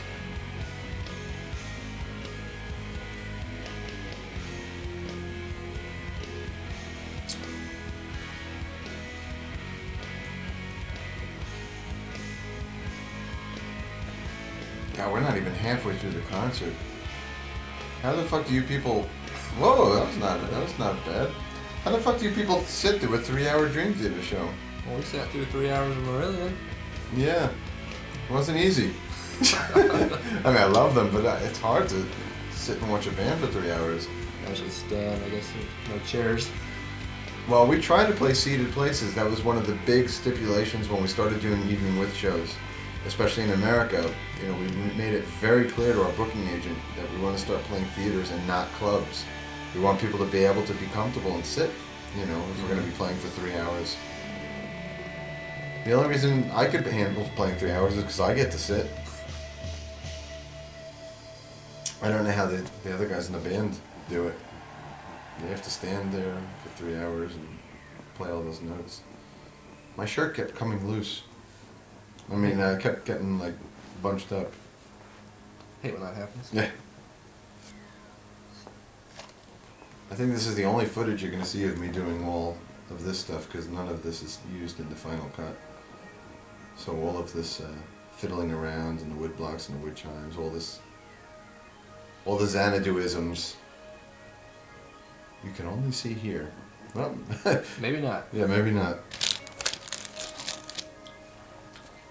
Well, it's very dark anyway, there's not much to see. Normally on this tour I would play the trees during this, you know, the woodblock thing from the trees, but I did that on Once in a Lifetime. So I didn't want to be redundant and have it on 2 different Dream Theater live albums. This was one of those songs that I was torn about including because it was on Once in a Lifetime, but then the DVD factor,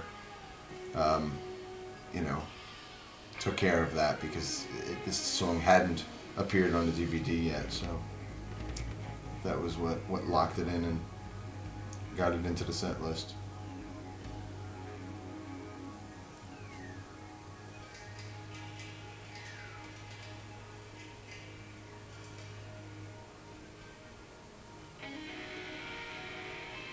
Not only is this beginning so Xanadu, that's so Shine On You Crazy Diamond.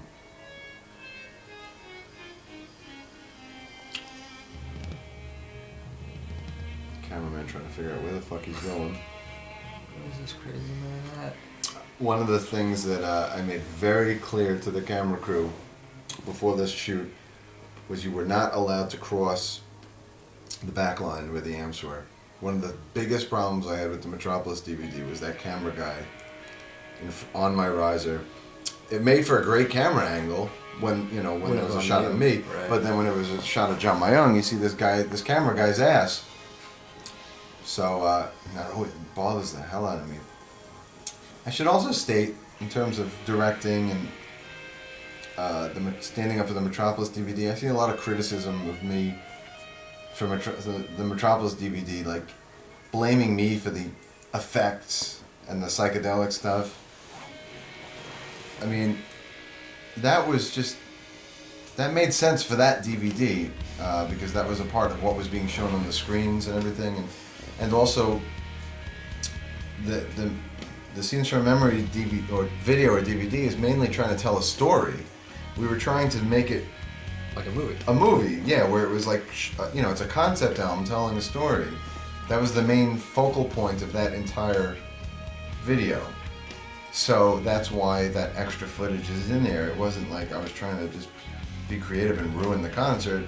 It was trying to somehow tell the story. And, we had limited resources with the footage we had. And we had the screens behind us, so, those were Bert's Videodelic effects. If you don't like them, you can blame Bert. He created them. But I was just trying to combine, the look of that tour with what was going on the screens with the story. This is a concert video. I mean, this Budokan DVD is, that stuff would have been inappropriate here. This is just a concert. So, each video or DVD has served a different purpose. 5 Years in a Lifetime was more of a compilation. Live in Tokyo was excerpts of a concert with, behind the scenes footage. So, they all have different feels and different looks. But I hate when I see people slacking me yeah, Portnoy's fucking Videodelics, he ruined it. Whatever. There's no Videodelics in this video. I'm sure you'll find a reason to complain about something on here too. And to be honest with you, there's probably a bunch of stuff on the screen that I would have liked to have included on this video, but I couldn't because of the high definition factor. This entire concert was filmed with high def cameras, and if we were going to cut in any footage from the screens, to be cut actually into the cut, we couldn't do that because Yeah, it would ruin it, you know, if it was going to be, if this gets broadcast on high def cable or TV or whatever, it's a completely different look. And that was another factor in not including the history video at the beginning. The two reasons for not putting the history video at the beginning, one was that, because it was all high def versus, you know, Yeah, it was just traditional 4 by def, 3. whatever it's called. Yeah. Yeah, the ratio, the aspect ratio was another factor. And also, I think it was a great way to start the show live. You know, it really builds the anticipation, the excitement. But I don't think you'd want to sit through that every time you pop in the DVD, you know, at home. It was on the second disc, so it's cool. Yeah, so it's there if you want to watch it on the disc. But we weren't able to cut in any of the screen stuff because of the high def factor. Even during, like, In the Name of God or Disappear, you know, anytime you're seeing those images, they're actually shot from the cameras, you know, in the audience or whatever. But they're not actually, and none of the images of us were cut in either. In the Metropolis video, we did use some of our stage cams for occasional angles.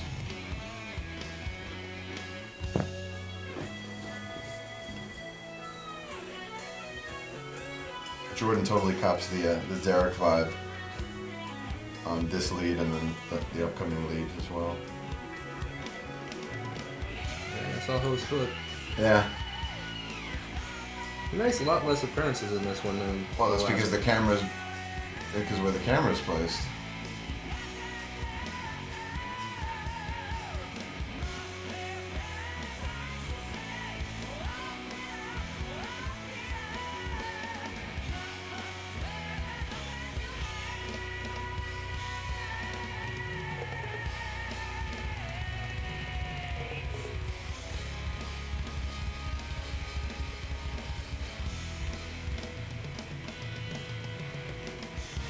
Thank you very much. All right. Now we go to John's big solo.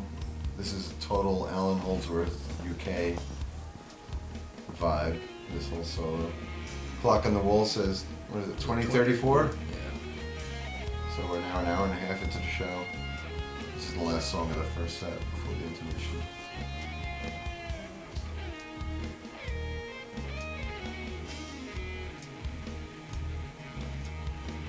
It's also, the bass and drum pattern here is kind of reminiscent of Part of the Sunrise by Yes.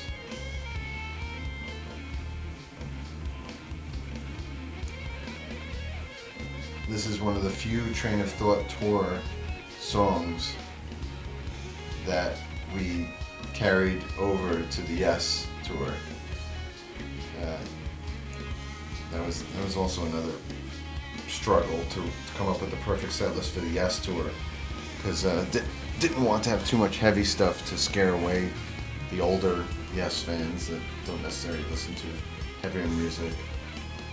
So I kind of had to write a set list that would maybe convert the older Yes fans, while at the same time would still please the Dream Theater fans that had already seen the Train of Thought tour. So most of the set was songs that hadn't been played earlier in the year, but this was one of the exceptions. This and Stream of Consciousness.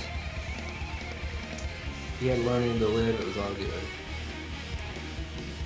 And a lot of 6 Degrees, like, in fact, all the other pieces of 6 Degrees that we hadn't been playing.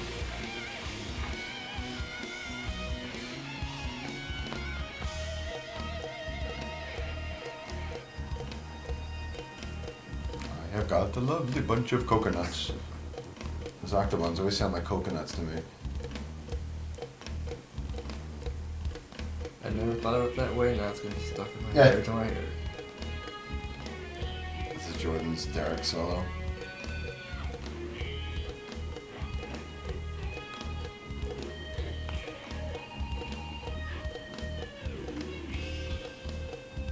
I kind of want to see Jordan right now. I don't want to see me. This is like, there's nothing interesting going on here. Choke this cymbal accent with him.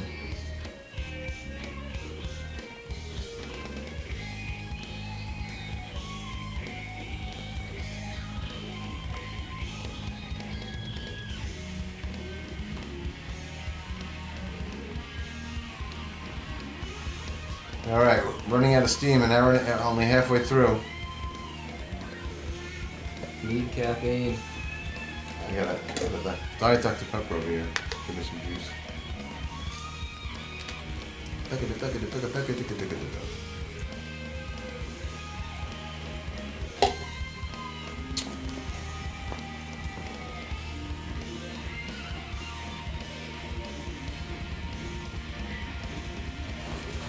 I remember after the song, we go to the intermission. Obviously, we don't go to intermission on the CD and the DVD, but at the concert we did, and I remember us not being very enthusiastic in the dressing room, thinking that it wasn't one of the better performances, being a little bummed. I mean, me starting off with those drum fills, and as I am, like, I was like, you know, I just ruined couldn't. Your night. Oh, it didn't, but I remember during intermission remembering it, like, oh shit, I can't believe I did that, and I was like, what the fuck was I thinking? And actually, James, the only overdub that James did with his vocals was when we came out for As I Am, he actually cracked on the line, second verse, still running uphill, I wish I was lost in a sea of mediocrity, I thought, whatever that line is. He had a serious crack, and he remembered that he did that. So after the concert, after the audience was let out, he went out to the truck behind the Budokan and just re-sang that line. And that's his only vocal overdub. That's pretty impressive. Yeah.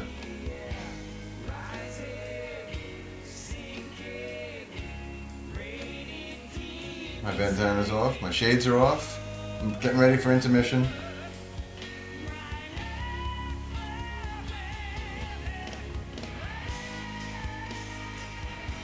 That's a big ass beard. Yeah, you're not sporting that right now. Nah, I shaved it down for the summer. It's too hot. I'm gonna cut my hair Tuesday. I don't know how short I'm going, but this was the longest my hair was since, like, you know, the Falling into Infinity days. From before I cut it. It grows fast now. I can't believe how fast my hair grows now. When I was a kid and I was younger and I wanted it long. Right. It took me years and years, and now, you know, when I try to maintain it, it grows very fast.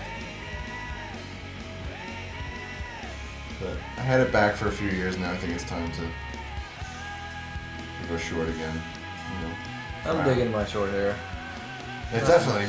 It's much easier. Oh, it's much easier. I just like, I can't. Sometimes I feel so conservative, and I don't know. I don't know. Sometimes I feel too conservative.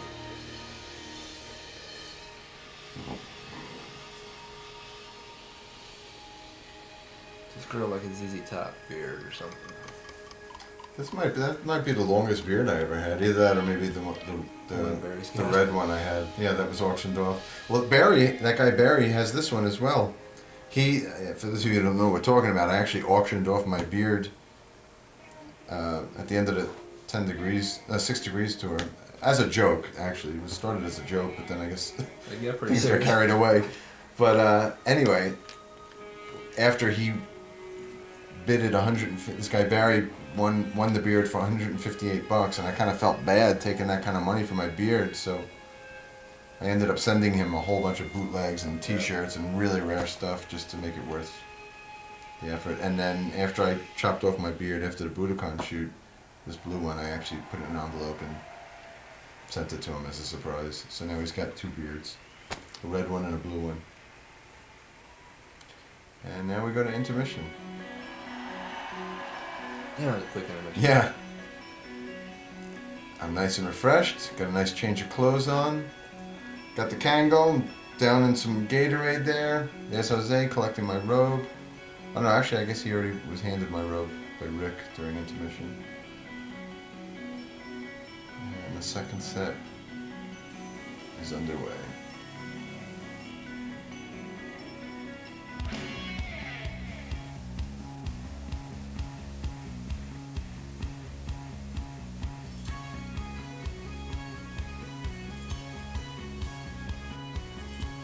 And I can assure you that the 5.1 mix on this audio commentary will be intact throughout this song. Actually, I'm kidding. It's not a 5.1 mix. Now suddenly, Everybody's gonna be going. yeah, Marlene's gonna get hit with 1 million people sending the DVD back for 5. It's not 5.1. One of the best things of an intermission is the clothing change. I mean, for me at least, because I'm soaking wet after a few songs, and it's really nice to be able to get out of them halfway through the show. That's good to also be able to take a piss. I don't know who appreciates the intermission more, the audience or us. I guess it's good for everybody, really. We really like the evening with format. It's a bitch trying to go to the bathroom during intermission. I bet. Actually, I found that last night at the Merlin show. Although their intermission was about 3 minutes. Yeah, they were pretty quick. And I had the idea of putting the clock on the screens for the intermission, so, you know, it's a countdown. The next train leaves in 15 minutes, the next train leaves in 14 minutes, blah, blah, blah. Which I thought was good for the audience to always kind of know how much time was left. And it was good for us. You know, we're not just randomly hanging out backstage with no idea. So basically our, you know, Ben or Nigel, whoever in front of house, whoever could see the screen is always radioing back to our tour manager, Rick, letting him know where we're at, so we always know how much time is left.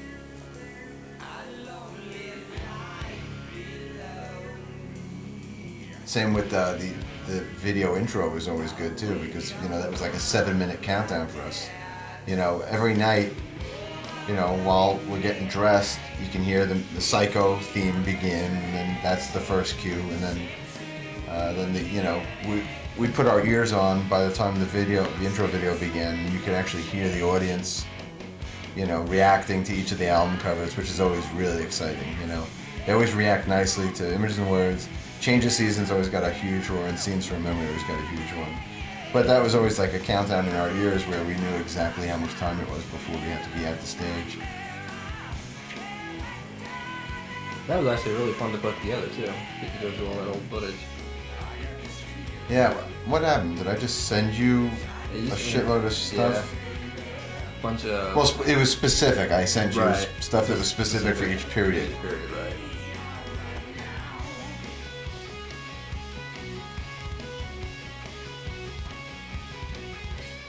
There's some really cool old footage, like from those Majesty days, but I don't know where they could ever be utilized. They're only fun in those little couple-minute, you know, excerpts. Yeah, I don't know if they're worth ever releasing, you know, in any capacity, because they're probably very embarrassing.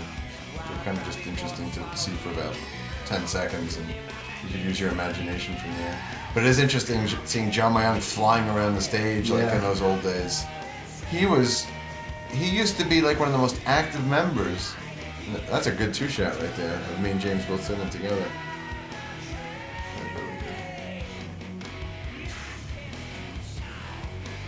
But anyway, he used to be totally active. He also used to be set up on stage left, and John and Kevin were both on stage right together.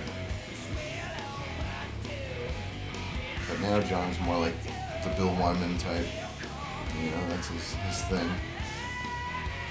Did something happen to him, or did he just like one day just switch? I don't know. That's a question for him, but of course he'll never answer it.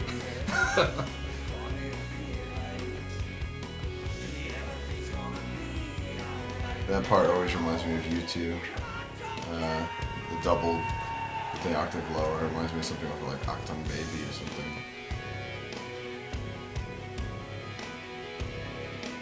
I think I mentioned this probably on another commentary, but like almost every song I wrote melodies and lyrics to have a lot of two-part vocals. You know, this and Home and The Glass Prison and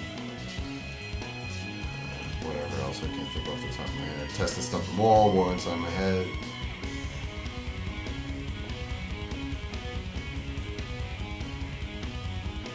I'm into that.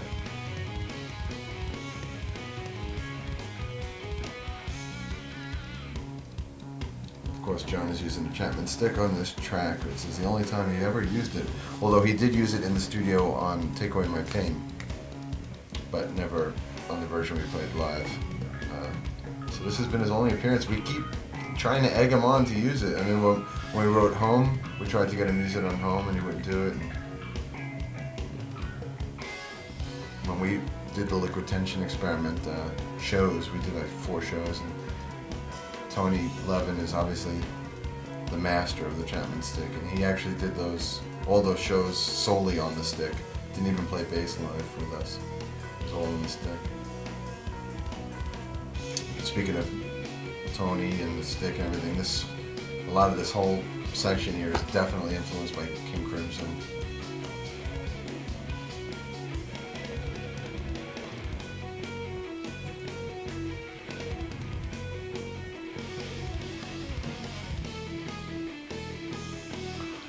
Here's something that a lot of people probably don't know. This is maybe one of the only songs in the Dream Theater catalog that John Petrucci did not have a hand in writing. I mean, on the album, when we did Falling Into Infinity, we actually credited Dream Theater every track, except for, I think, Hollow Years, but, you know, all the music is just by Dream Theater. Even then, we just left it very general. But actually, the actual copyrights on this song is just me, Jean Mayung, and Derek for the music. I think John was just not in the studio when, you know, for a couple days he was away, and that's when we put together this. So I think it's maybe one of the only songs in the whole catalog, other than like Wait for Sleep and Space Day Guys, you know, the piano pieces. The only song in the catalog. Oh, and Vacant, where he was not part of the writing.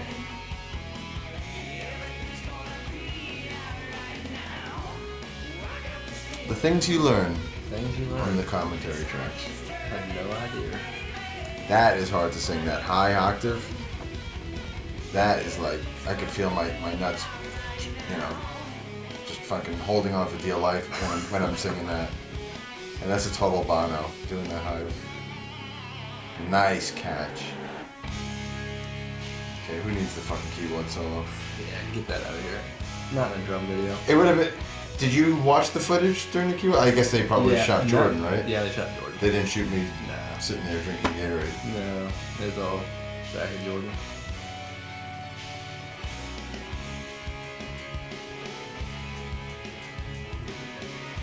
Once again, a song that we wrote all those years ago, and you know, playing it at the Budokan, you know, in 2004.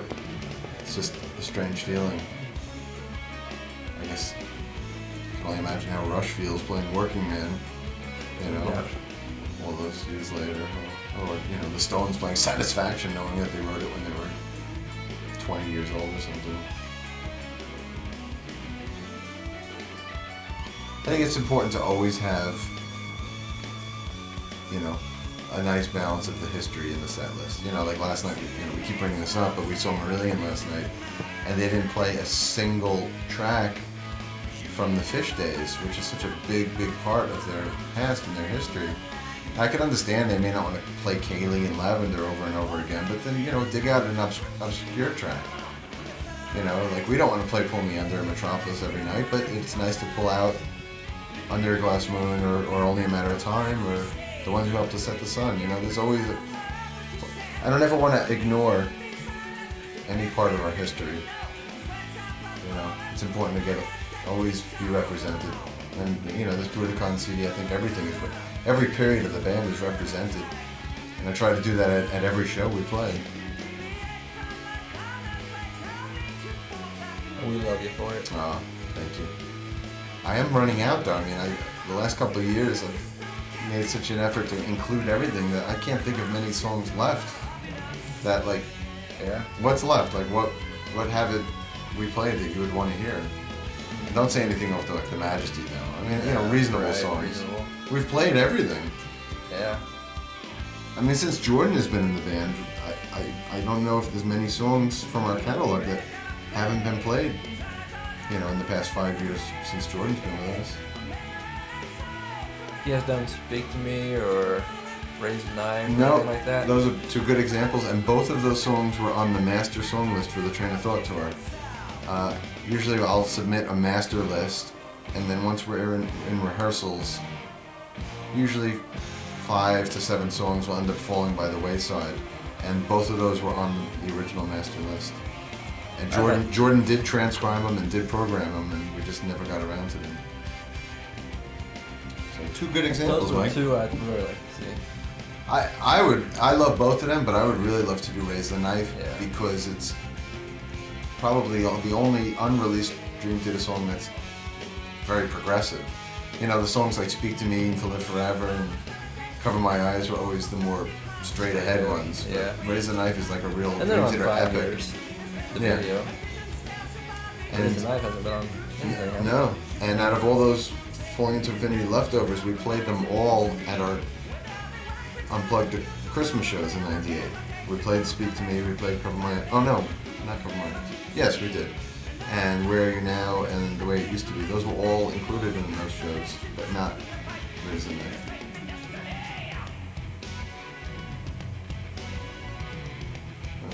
But you know what's going to happen? You know, there's like all the hardcore fans that would love to hear that song, and I would love to play that song. But I could totally imagine the reaction or the feel back from the audience playing a song like Raise the Knife. You're going to have about 4 people in the audience going fucking apeshit, and then you're going to have about another, 1,500 staring there with a blank stare, like, what the fuck is this? I don't know this. Play Pull Me Under, play Metropolis! I gotta say, one of the most annoying things, I mean, it's nice, it's flattering, but when we play Italy, all they do is yell for Metropolis. I swear to God, in between every song, all you hear is, Metropolis, Metropolis. So I think what's gonna happen next time we play Italy, we're gonna have to open with Metropolis. That way you don't hear it. You get it out of the way, but they'll still yell for it. So maybe we'll play Metropolis at the beginning, close the set with it, and maybe do it for an encore as well. Or play it once to start the show, then when we hit the final chord, just kick back into it and do it like 3 times in a row, and maybe they'll never want to hear the fucking song again. I don't know if they're that hardcore about it.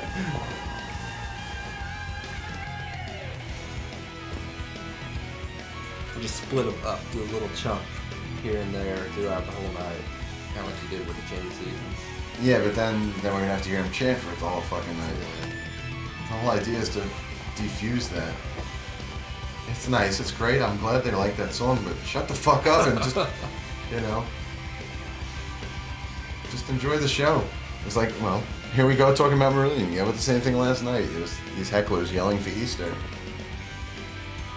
And they almost didn't play it. I think they purposely did not play it, despite this guy that kept asking for it.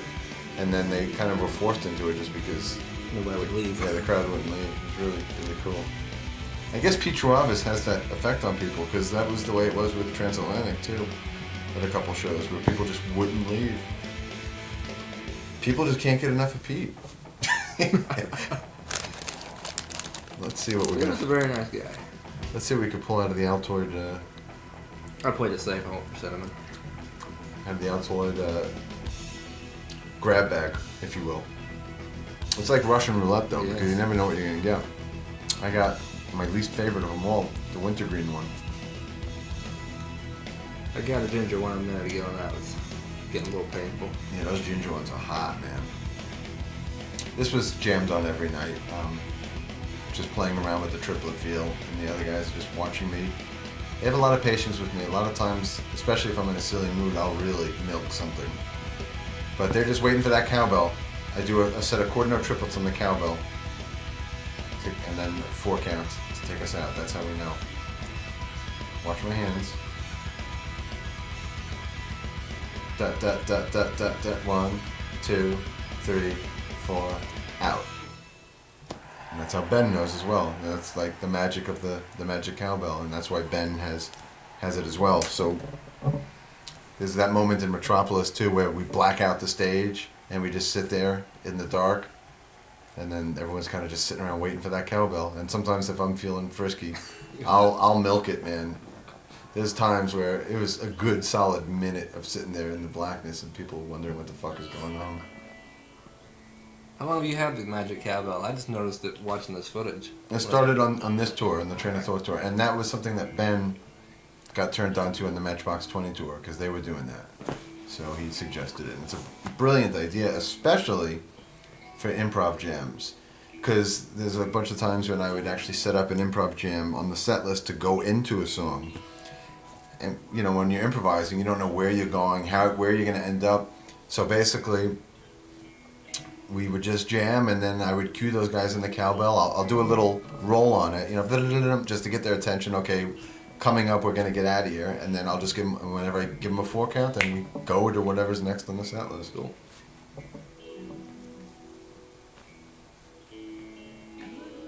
Those are my kids, by the way, for those of you who don't know. The samples at the beginning of Goodnight Kiss are Melody and Max, and my wife Marlene as well.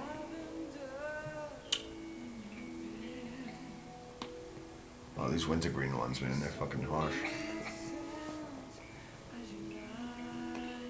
Camera This guy's very camera's kinda confused. harsh, He's really too. confused right now. In retrospect, I think I should have put Great Debate in place of these two. Because I'm positive 6 Degrees in its full form will somehow be released somewhere. But who knows if Great Debate will be. And That song still gives me nightmares from doing 10 Degrees. doing the drum cam thing. Yeah. But actually I had my original set list for this show before I knew of the curfew had Caught in a Web with a drum solo and Great Debate and I think Honor Thy Father. So, and then once I heard of the curfew, you know, I had to scale it back a bit. Honor Thy Father would have been cool on here. Yeah, I mean that's an awesome song, but you know what? The Japanese audience is so quiet and reserved, and that song is like when you're playing those heavy riffs, you want to see a mosh pit. Yeah. And most of the U.S. tour, we weren't playing it just because we would play that song in a theater and it just did not feel right. I love that song really, but you know, the venue that we would be playing at had a big factor in whether or not I put it in the set list. You know, it's just here at the Budokan, you know, would have been moshing out to blank Japanese stares, you know, trying to be polite and respectful. I don't know. I should also point out this is, I think, the only song live where I actually use those, the hot rods, the Promark Blastics they're used for this song.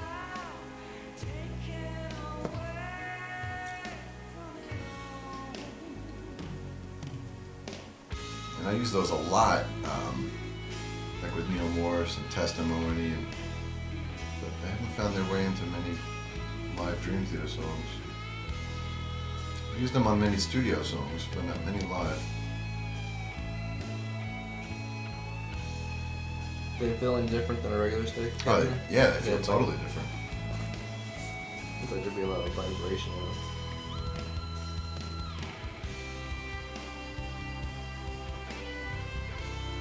This part is once again, Marillion is making many appearances in this commentary, but this part was very Marillion-esque and inspired when we wrote it. Like this guitar melody is totally like, picture Steve Rothery playing it. I mean, this is obviously part of the whole 6 Degrees theme, but the way that it's orchestrated here is like very Marillion.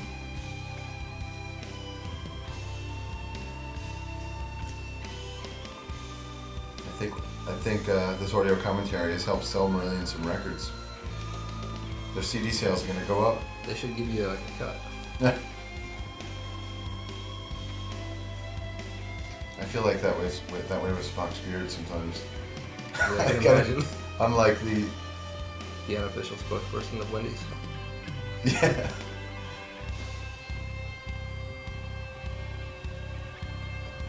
Here's where I get rid of those sticks. I do a stick change right here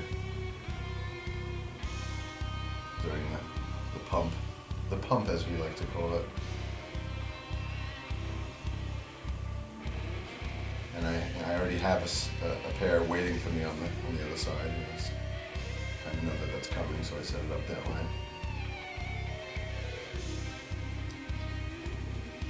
This is an amazing guitar solo. I love this. This whole section is awesome.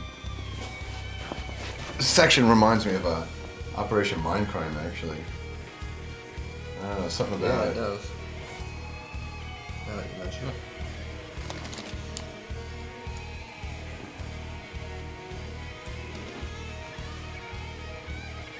I wonder if anybody's got a Luger count. On the I have a helmet. little I mean, number going at the bottom. And every time I spit, like you have a spit that flies from the left to the right, and then hits it and changes the number.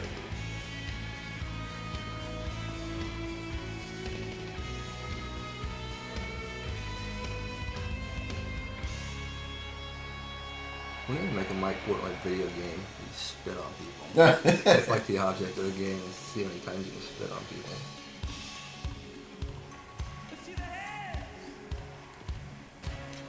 That's one of the dangers of if we play a smaller venue and you fans out there are so desperate to get to the first row.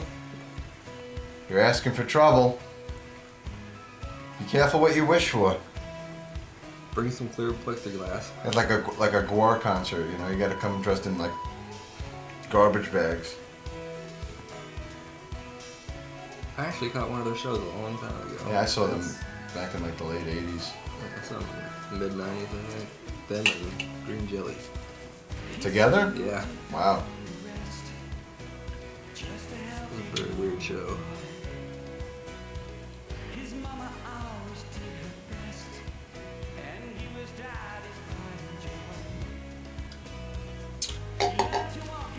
I bet you that was around '94 or '95. My guess would be '94. Yeah, They saw Green Jelly. That's when they had that. Big Bad Wolf or whatever the hell it was. Yeah, was it Three Three Little Little Pigs? Pigs. Yeah, that's what it was.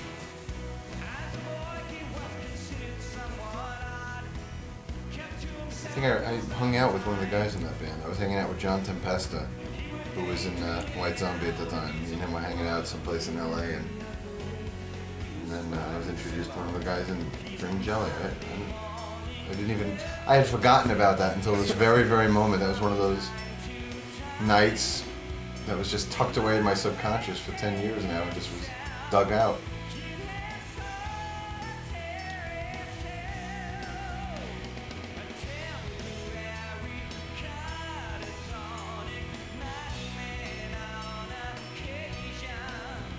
This is another one that made the Yes tour.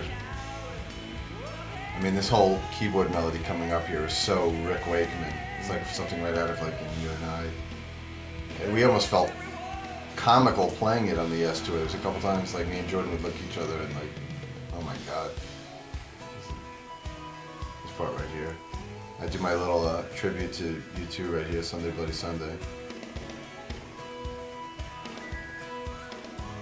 Except we're in 7, so I couldn't play it in its complete form.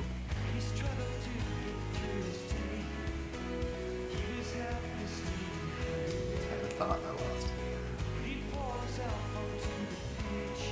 That's a good shot. For those of you keeping track, the ink on my sticks for most of this tour was black instead of the traditional purple, and that was Jose's idea.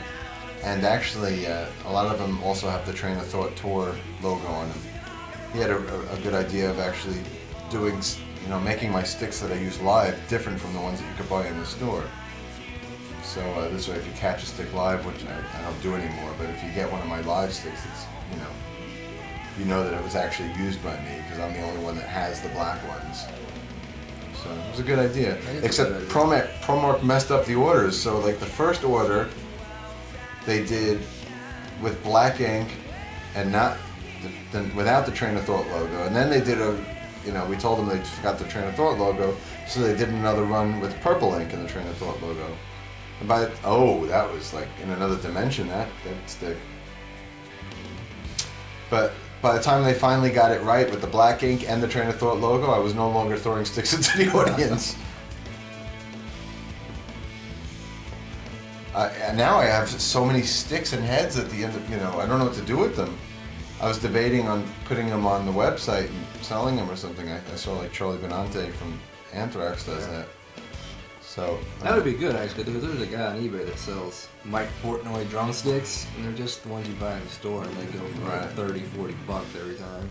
He's always got them on there. Well, now that I don't throw them out, I was thinking, you know, just collecting them and putting them on my site. But of course, I'm in danger of being flamed for that or bashed because of.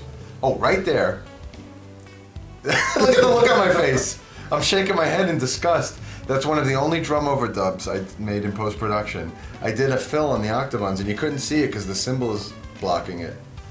But it might have been the worst fill I've ever played in the history of drums. Right now, I'm thinking to myself, what the fuck did I just play? I'm disgusted with myself.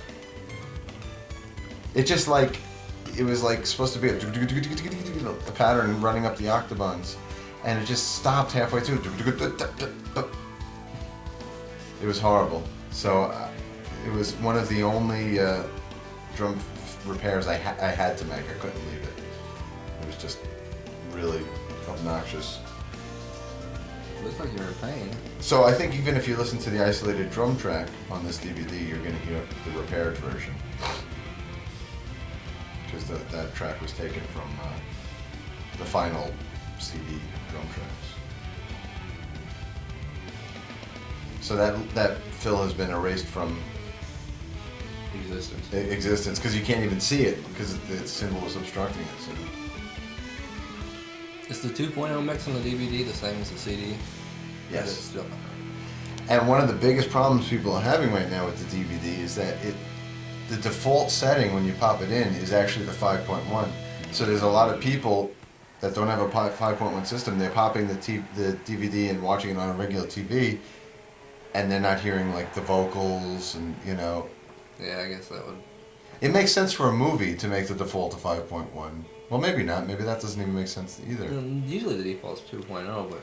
I mean, but people at home, if you have a DVD player, right, the first thing you should do when you pop it in, that's why they have that setup or audio, you know. Usually, most newer DVDs will actually down convert it if you're not hooked up to a receiver. It'll down convert to 2.0.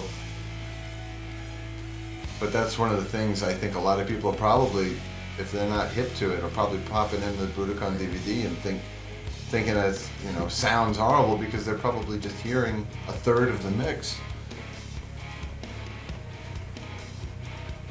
You know, but you can't compensate for people's ignorance when you. We try. God knows I've tried. You could just do the best you can and hope that people are so smart enough to figure out how to use their fucking CD player.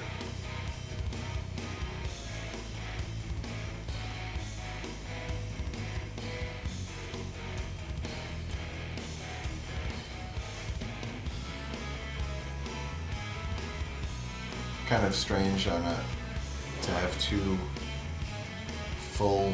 Well, I guess it's not that strange. I would say two lengthy instrumentals in the show. You know, maybe instrumentally in the first set and then this in the second set. But I guess if you look at some live scenes from New York, we had Overture, we had Dance of Eternity, and Erotomania. Yeah. So there's actually 3 instrumentals. I think this one's probably one of my favorites. This is good because it's. Yeah, it's not so. It's got sort like a structure, like a song. Yeah. It's not just wailing. It's thematic.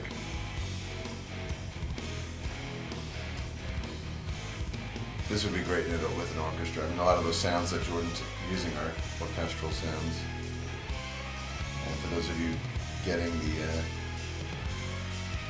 fan club CD this year, or maybe I'm giving something away.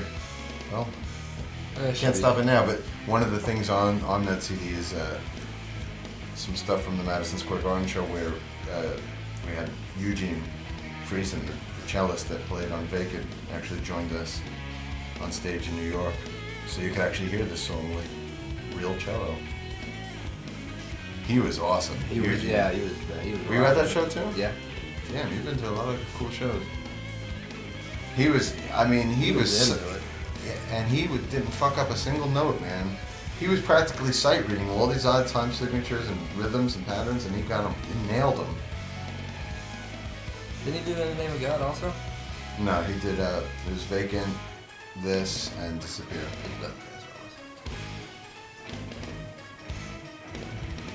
I mean, he was playing all these cues. I would love to take him on tour with us, or maybe get like a string quartet tour with us That was badass. and play like, you know, a whole set worth of material with strings. I mean, obviously the ultimate would be an entire orchestra, but for practical purposes, That'd be cool for like a one-off show. yeah, absolutely. That's definitely crossed my mind many times. But like when I did the testimony tour with Neil, we had, you know, a cellist and a violinist. You know, even just those two string instruments really add a whole dimension. Look at the clock; it's 23:27. 33 minutes to curfew. And boys and girls, a lot of these venues, if you get past curfew, they'll charge you thousands of dollars per minute if you go past curfew. So that's why some of these places, it's very strict. And unfortunately, you know, we're at the mercy of it. What's the reasoning behind that? Because a lot of venues, the local stagehands are all union, and they get paid astronomical amount of monies to work X amount of hours, and you go past that, you know, there's all these union fees and laws and whatever. And I think one of the things with the Budokan with their curfew was because the subway system closes down at a certain time, and I guess, and you know, people would be stranded.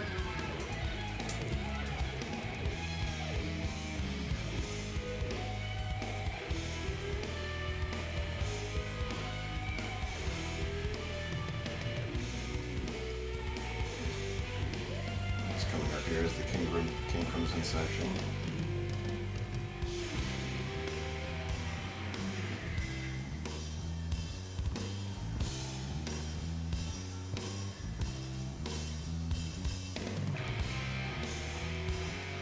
When we wrote the Train of Thought album, we were listening, especially me and Jordan. I think maybe I mentioned this in the other commentary. We were listening to the latest King Crimson album, The Power to Believe. Definitely inspired a lot of these riffs. This whole section, definitely in particular.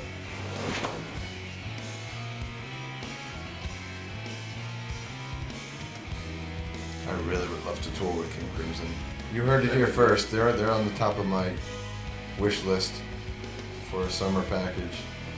We've really been fortunate to tour with some great bands through the years. You know, touring this summer with Yes, and last summer with Queen Drake and Fates, and the summer before that with Satriani and King's X. You know, years ago with Deep Purple and ELP. I mean, really been a great list of bands. And then all the opening bands we've had: Pain of Salvation and Spock's Beard and Porcupine Tree. You know, Galactic Cowboys, Dixie Dregs, My Mother Earth. You know, I pride ourselves on on always working with quality bands we really admire. But Crimson is definitely one of the last left on the list that we'd love to tour with. And then the two obvious ones are Rush and Metallica.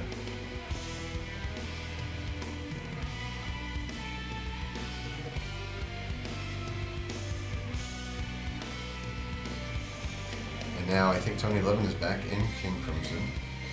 So my ideal package would be King Crimson, Dream Theater, and Liquid Tension Experiment. That would be badass. That's my dream bill for next summer. Let's see if we can make it happen. That'd be a lot of fun. Oh, that's all right. Well, not really. I mean, you know, if Dream Theater played a 75-minute set or whatever, like we usually do on those co-headliner package things, and then LTE could play like 30, 40 minutes, that's still a piece of cake for us.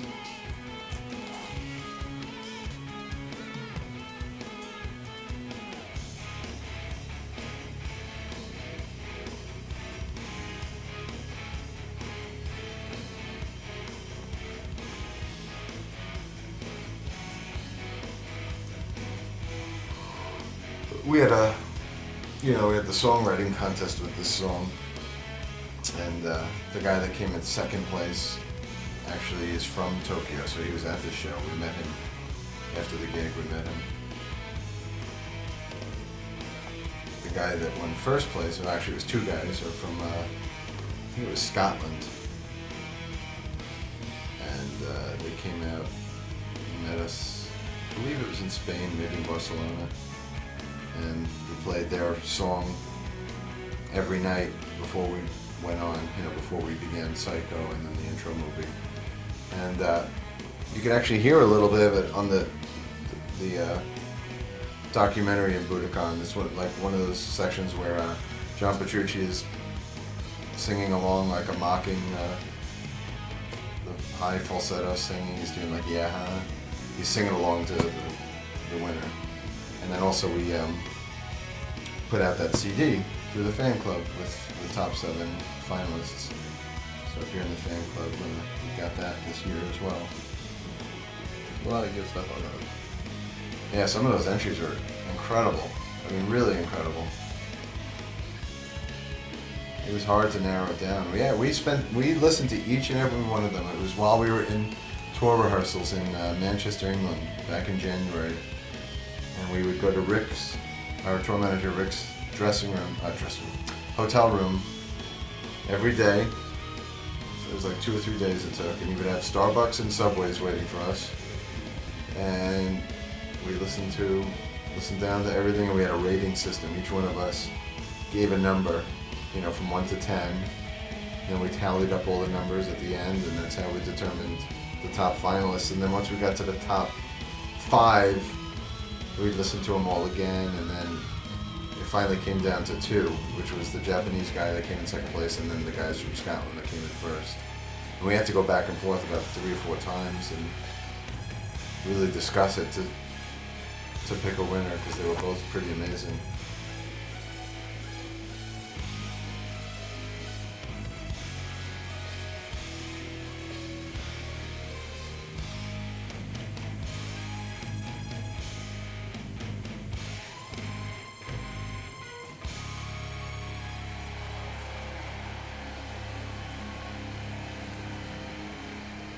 That's right, motherfuckers. Was that sold out? It was No. pretty packed. It was packed, but you could see all the seats on the sides were never sold. I guess they probably don't ever sell them because the viewing would be obstructed. Yeah. Like there's some audience shots later, I think in the Name of God, where you could see all the seats on the side are empty, but I don't think they were even for sale. I think there might have been a few rows in the back that might have been empty, but it was pretty damn well packed, man. Now this next track, Disappear, this version here is only the second time it was ever played live. It was one of those tracks along with Space Divest that just was never performed live. And the first time we ever played it was when Eugene was joining us on cello. And once we decided on once Eugene agreed to come down, I had the idea of, let's finally play Disappear. It'd be amazing. So we worked it up for the Madison Square Garden show, and then and at the time my idea was that to be the only time we ever play it. I thought it would just been really cool to have a song that was only ever played once, but it was really awesome. It came out awesome that night, and it was like, you know what, we gotta do this once more. We gotta do it and capture it at Budokan. So I would like to never play it again. So at least have it only having been played twice. Once with cello, which is on the fan club CD, and then now without cello with just us on the DVD. I think this is my favorite song on this DVD, believe it or not. I mean, I barely even play on this thing, but if I pop in the DVD and I want to just like watch one song, this song does it for me. It has such a mood. And one of the reasons we never played it live, until these shows was we didn't know if we'd be able to properly reproduce it, because the production on it is like a lot of backwards sounds and samples and weird things, and I didn't know if we would be able to pull it off, but Jordan did an amazing job at rebuilding those sounds and sampling stuff, and it's amazing. When we were editing the DVD, when we got to this song, there's no footage. You'll notice that the final cut is all James, because all of the cameras, this is the only song where we really lacked proper coverage, because nobody was covering the guitars or the keyboards. All right, now I'm playing on the cowbell. I'm keeping time for Jordan. playing in 3. And anyway, so like this melody right now, there's no footage of the guitar on the main DVD just because nobody was covering John, everybody was on James.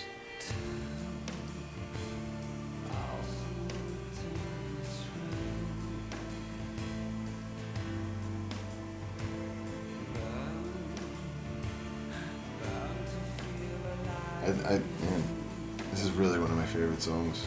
I guess I like the overlooked ones, you know. I like Anna Lee and this because they seem to be forgotten about, or a lot of people rag on them, whatever.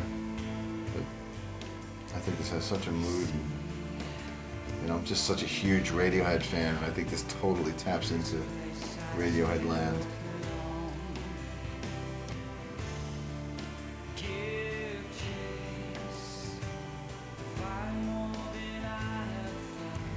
I purposely didn't even put me in the final cut for this song.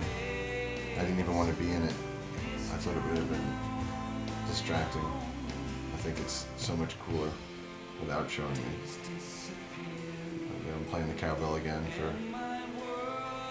those guys to have some time, because it's such a minimalistic song that, you know, the cowbell's really important to have some sense of tempo.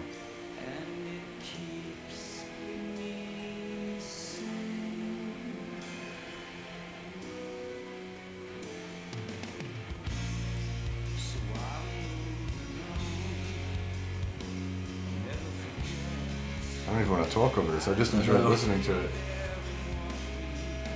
It was just pointed out to me by Setlist Scotty, no less. He just emailed me about wondering about the tempo of this, saying it was like almost twice the speed. I don't hear that. To me, it doesn't sound that fast. But in any case, that would have been Jordan that established the tempo in this song, because he starts it. I don't even join in until halfway through, so this tempo is already well established before I come in. But it doesn't sound that fast. No.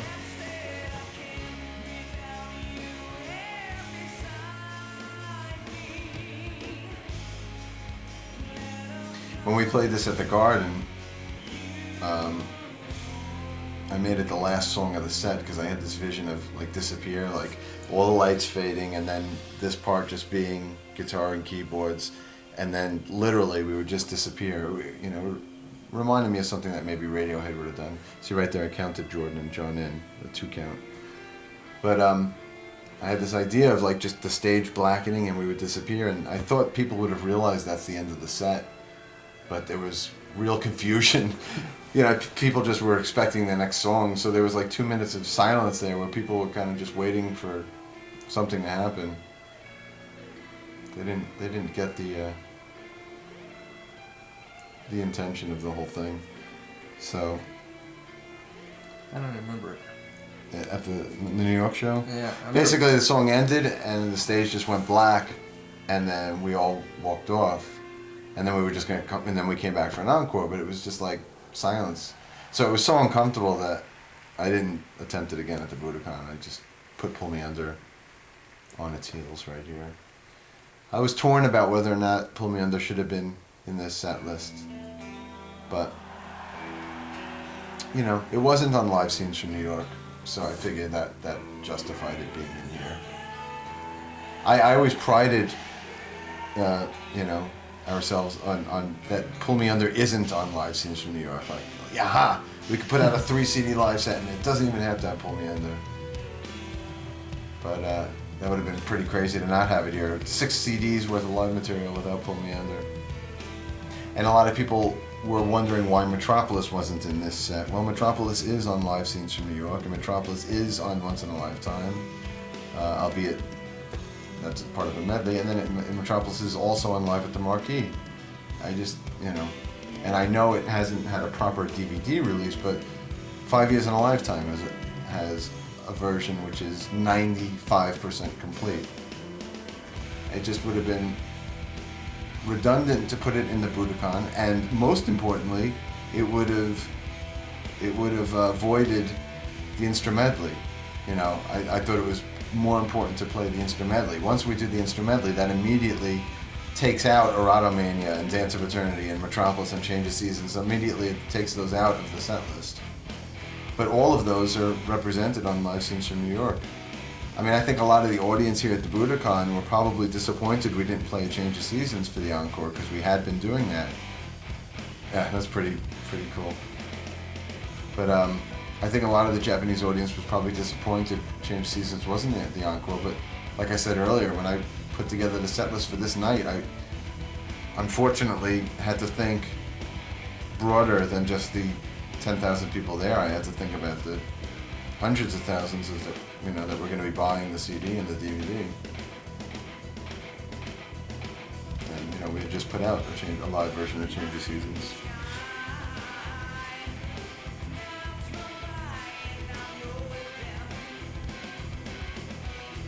A lot of people might think that James spitting water on me is disgusting, but it actually That feels pretty good. It's very refreshing. Especially after watching his ass all night long. I'm ready for that exchange. I was also tempted to do the warped version, which, is where we speed up, the middle verse and then slow down the ending. But I think the Japanese audience would have been very confused. I don't think they would have gotten the humor in it. There's times when you go to Japan and you'll say something sarcastic or funny or humorous in an interview, and they take it incredibly literally. Everything is very literal to them, so the sarcasm doesn't translate. I would not do well there then. Some of the... I don't know. I find myself being a little more conservative in front of a Japanese audience because I think they just don't get some of the stupid things I do.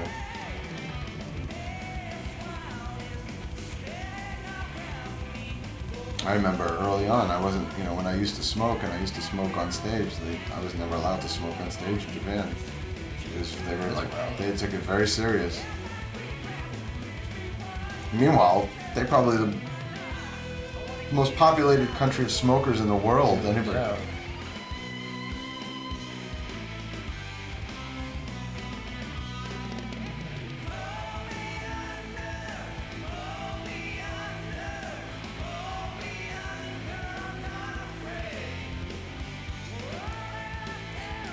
Yeah, I've come to the conclusion that Ben definitely doesn't have the lit gnome out there. I would have seen it by now.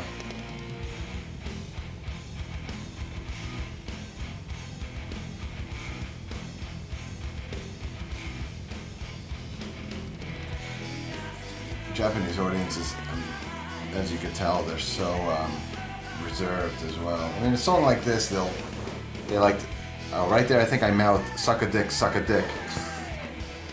Sometimes I mouth that to John Petrucci in this accent right here. Suck a dick, suck a dick. Anyway, what the hell was I saying? Reserved. Oh yeah. I mean, a song like this, they'll headbang or they like to, pump their fists in the air, but then for the rest of the show, they're dead silent and very reserved and very quiet and respectful, which is good. I guess that's a good audience to play for. They're listening. And when you do a lot of, things like improv jams or solos, you have their attention. Sometimes moments like that when you're in Germany or Italy when they're just rowdy and loud, those moments like that get lost and people get impatient. But, an audience like Japan, you know that they're watching and listening.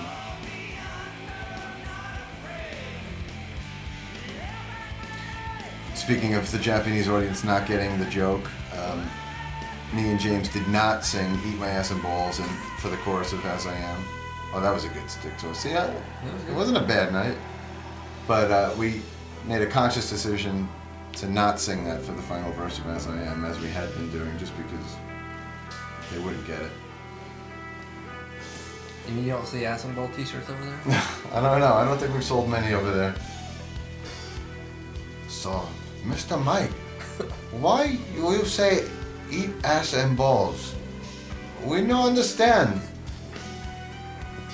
We don't think it's funny.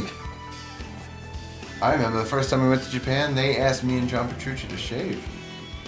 Holy shit. Yeah, because beards weren't very popular. I mean, it was like the early 90s. Now everybody's got beards and goatees, but it was the early 90s, and we were coming out of the 80s, and they're into the whole glam thing. You Yeah. know, they're into the pretty boys. And I didn't shave. John did though. Oh no, you know what it was? It was the Awake tour. And if you see that, the Awake, when we were there for the earthquake, the Awake, we did like a live pay-per-view. The Wow Wow or whatever. Yeah. It was. John's clean shaven, but I'm not. I was like, fuck that. And then we were in the earthquake. And then I thought, you know what, maybe I should. No. Oh yeah, with the shave.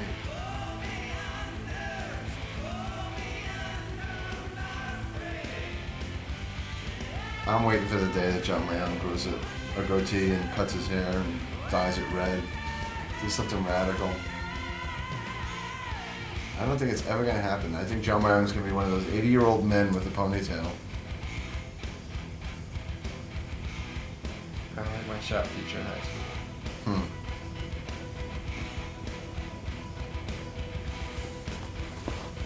Wow, I can't believe we're at the last song of the show. I mean, other than the encore. And they said it couldn't be done. A 3-hour concert commentary. It's gone by much quicker than I thought it was going to. But now I know what it feels like to watch a Dream Theater show. I've always wondered what it sounds like to be in the audience for a Dream Theater show. I've never been able to experience it. I don't know what we sound like. I'm not fishing for compliments right now. I'm just stating it. Like, You're pretty good at it now. You know what the back of your head looks like now? it looks like there's some spit on my hat there. It looks like landed a Luger on my own head or something. Yeah, it does.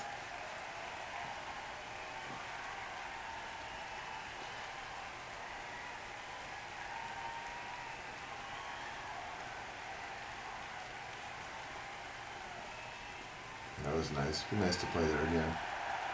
I'll tell you what, forget about the history. Oh, there's the exchange. Jose has the robe ready. He has the robe ready. Gives me a water, a Gatorade. And then we have a whole routine. But anyway, the Budokan, I mean, forget about the history. I mean, the history's obvious. It's really a beautiful venue. It's nice and clean. The acoustics are amazing. It sounds great. It's one of those places. You know, you have the Budokan in Tokyo, Madison Square Garden in New York, Red Rocks. I mean, you know, there's certain venues that are just so historic.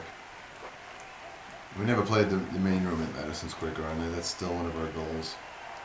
But normally we wouldn't be back on stage this quickly, but we were fighting the curfew.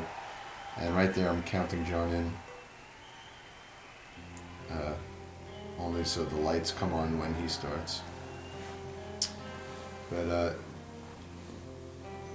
normally we probably would have let the audience breathe a little bit more, but we were literally up against the clock at this point. Did you make it?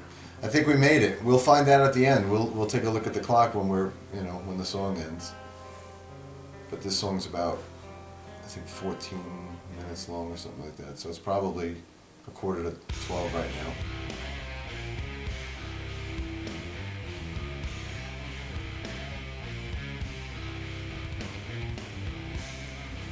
And this is a great live song.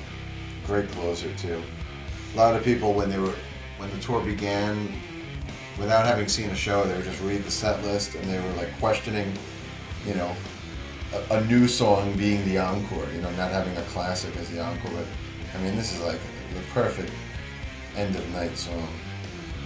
The only hard thing about it is that it's got some very high vocals for James, and it's hard for him to nail them, For 3 hours. Yeah, exactly. But I just can't picture this song anywhere else in the set. Although a couple times we did try it. Like in the middle of the second set or something like that.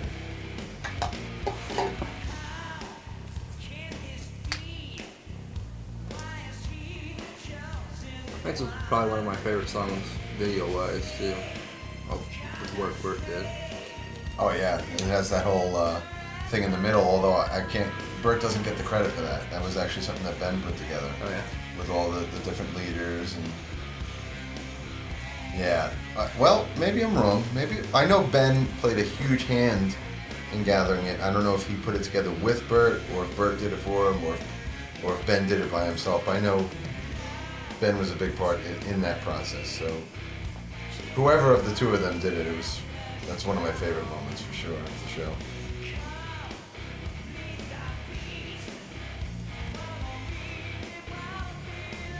And anybody that doubted the Train of Thought material, I think like once you hear it live, I mean it's undeniable.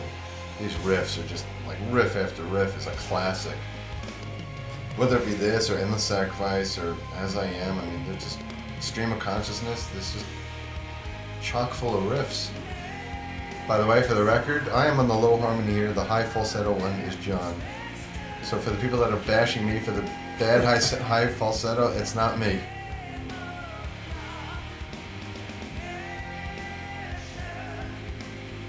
Well, then again, the second audio track on this DVD will reveal that. Will reveal what is me and what isn't. Once and for all. Good thing you put it on.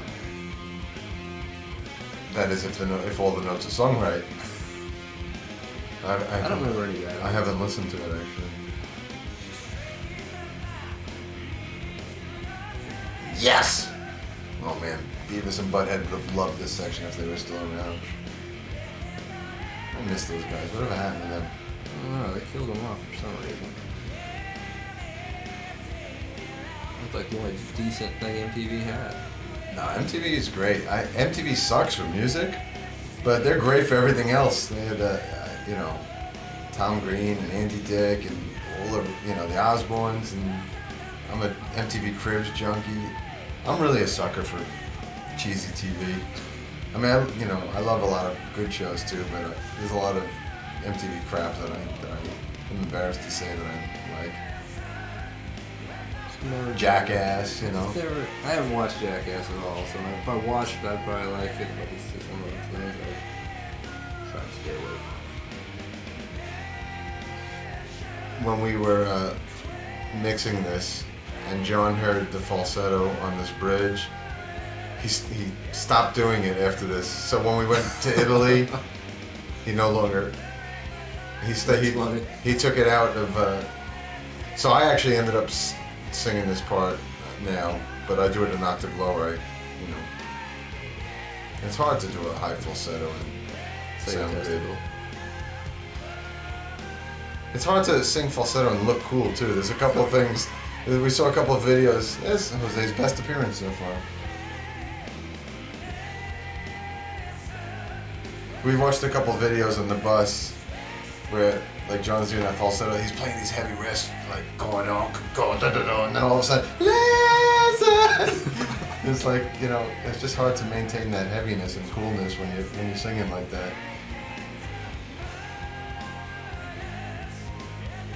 I like singing In the Name of Frogs at that point. I used to always look at Jose and say, In the Name of Frogs.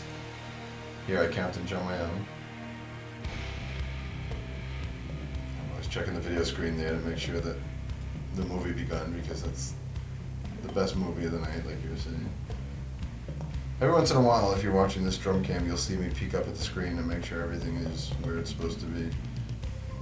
And those nights when it's not, it kills my show, man. Like on that Queensryche tour, man, I would give them a list of cues and things and solos, and I would check, and they would never be up there, and it used to just fucking ruin my night. Yeah, I remember the Dallas show when Gong Mallet hit the video screen at the end of the show. Man. I almost didn't even go backstage after that show. I was like, I'm trying to remember Dallas. It's the really nice. Oh yeah. Actually, that was the final straw. Yeah. As soon as we got off stage, I called our tour manager and our production manager right in the dressing room.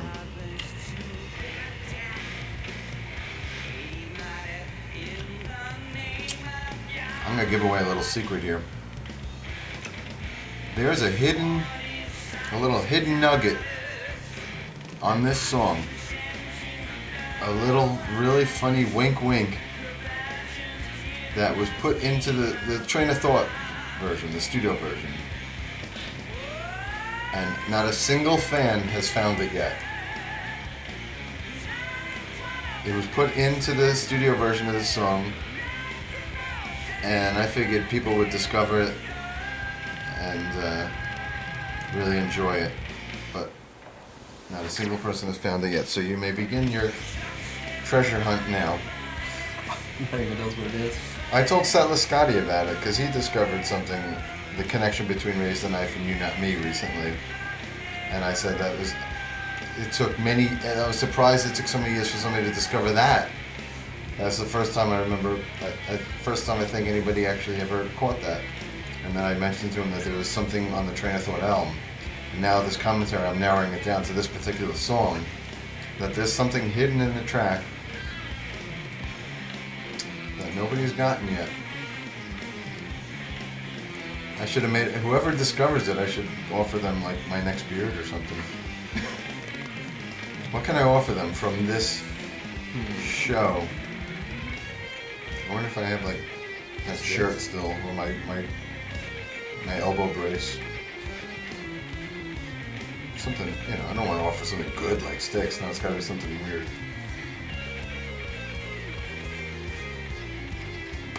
My drum seat cover. That's another little thing. My seats are covered with these. They're like made out of towels, like towel seat covers. So it's a sweat. Yeah, to absorb. There's actually 6. We have 6 of them. 6 of them, and they go in rotation and get sent out to the laundry. Yeah, the glorious job of a drum tech, right? Wiping a fast sweat.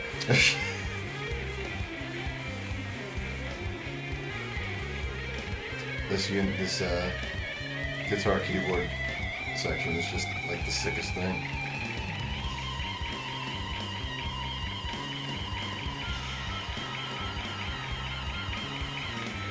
Another comparison with what I do and the baseball players and the heat that I get and that they don't get. The first was the stick tossing averages. Another thing is the spitting. How come nobody ever people are always talking about my spitting. Why doesn't anybody get on the baseball players for spitting? What the fuck? And these people get paid a hell of a lot more money than I do. And they grab their balls all the time too. You don't see me doing that. That might hurt, with sticks in your hand. It's happened, believe me, man. Every once in a while it gets jammed. And it's not a fun thing, man.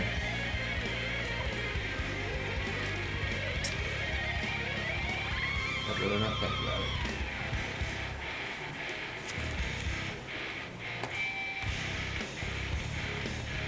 Now I'm debating. Now I'm second guessing cutting my hair. It's pretty fucking rocking right there, man. But you know what? This was the fucking the heavy album, man. Had to have the hair for it, but now I'm ready to get old again. Get conservative. Look my age. It's hard to look your age with a blue beard. Unless, of course, you're 19 years old.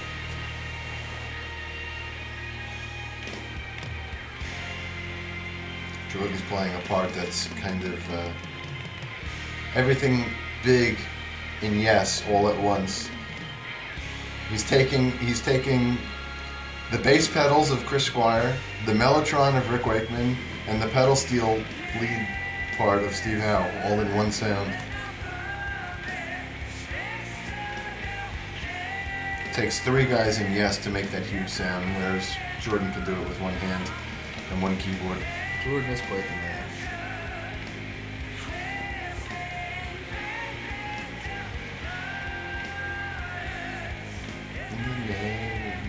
Frogs! Ribbit.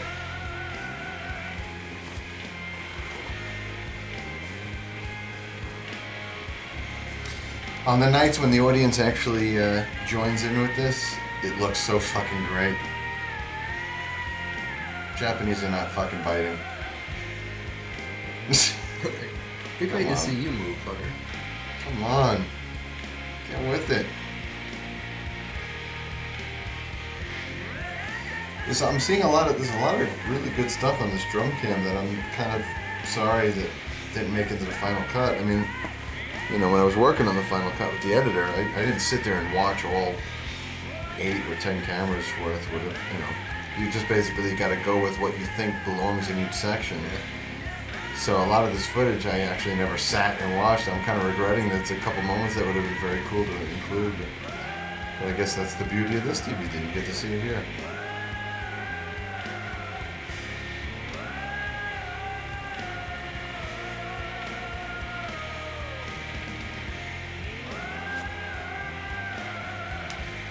That part right there was reminding me of Journey. Yeah, I could see that. Yeah, totally. Steve Perry's always doing the woes and the na-na-nas and the ahs and...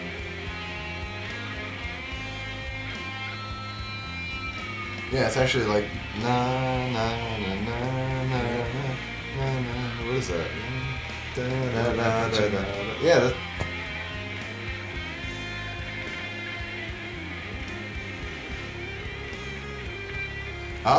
The inner ears come out. A lot of times I'll take them out during this last jam because I'm just playing time at this point and I can get away with not hearing those guys. I like just soak in the final few moments on stage and get to really hear the crowd. I like this, that James was like waving goodbye and goodnight and thanking them and doing the Japanese bow. I thought that was really classy. I think James has come a long way, I should mention. On the 6 Degrees tour, he caught a lot of flack, and there were a lot of things going on that we were not that happy about either. We had a talk with him, and to his credit, he started taking vocal lessons again to work on his voice, and he started taking care of his body and exercising to take care of his look, and he became very conscious of certain things on stage and actions and approaches. And I think since the summer tour with Queensryche and after the Train of Thought tour, I think he's probably better than ever. He could have been very defensive when we brought these things up, but he was very open and wanted to be the best he could be and wanted the band to be happy with him. And he stepped up to the plate, and he's delivering the goods now. I mean, we're playing 3-hour shows every night. He's hitting the notes, and So there you go, James. There you go, everybody. I can't believe we just talked through a 3-hour commentary. You talk a lot, Mike. I've been accused of that on many occasions.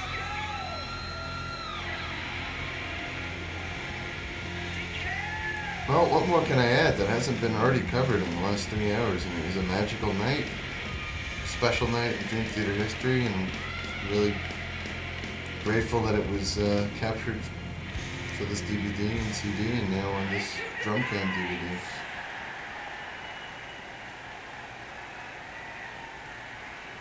And here's Jose with the robe.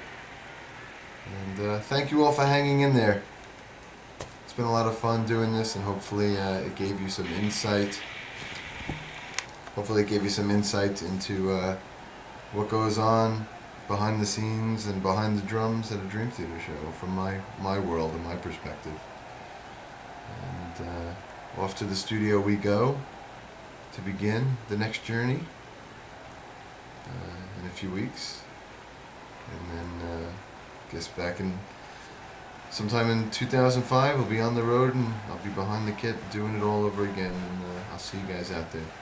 Mike, thank you once again for another great job. Thanks for having me. And thanks for sticking around for this commentary. Always a pleasure. Alright everyone, peace out! See ya!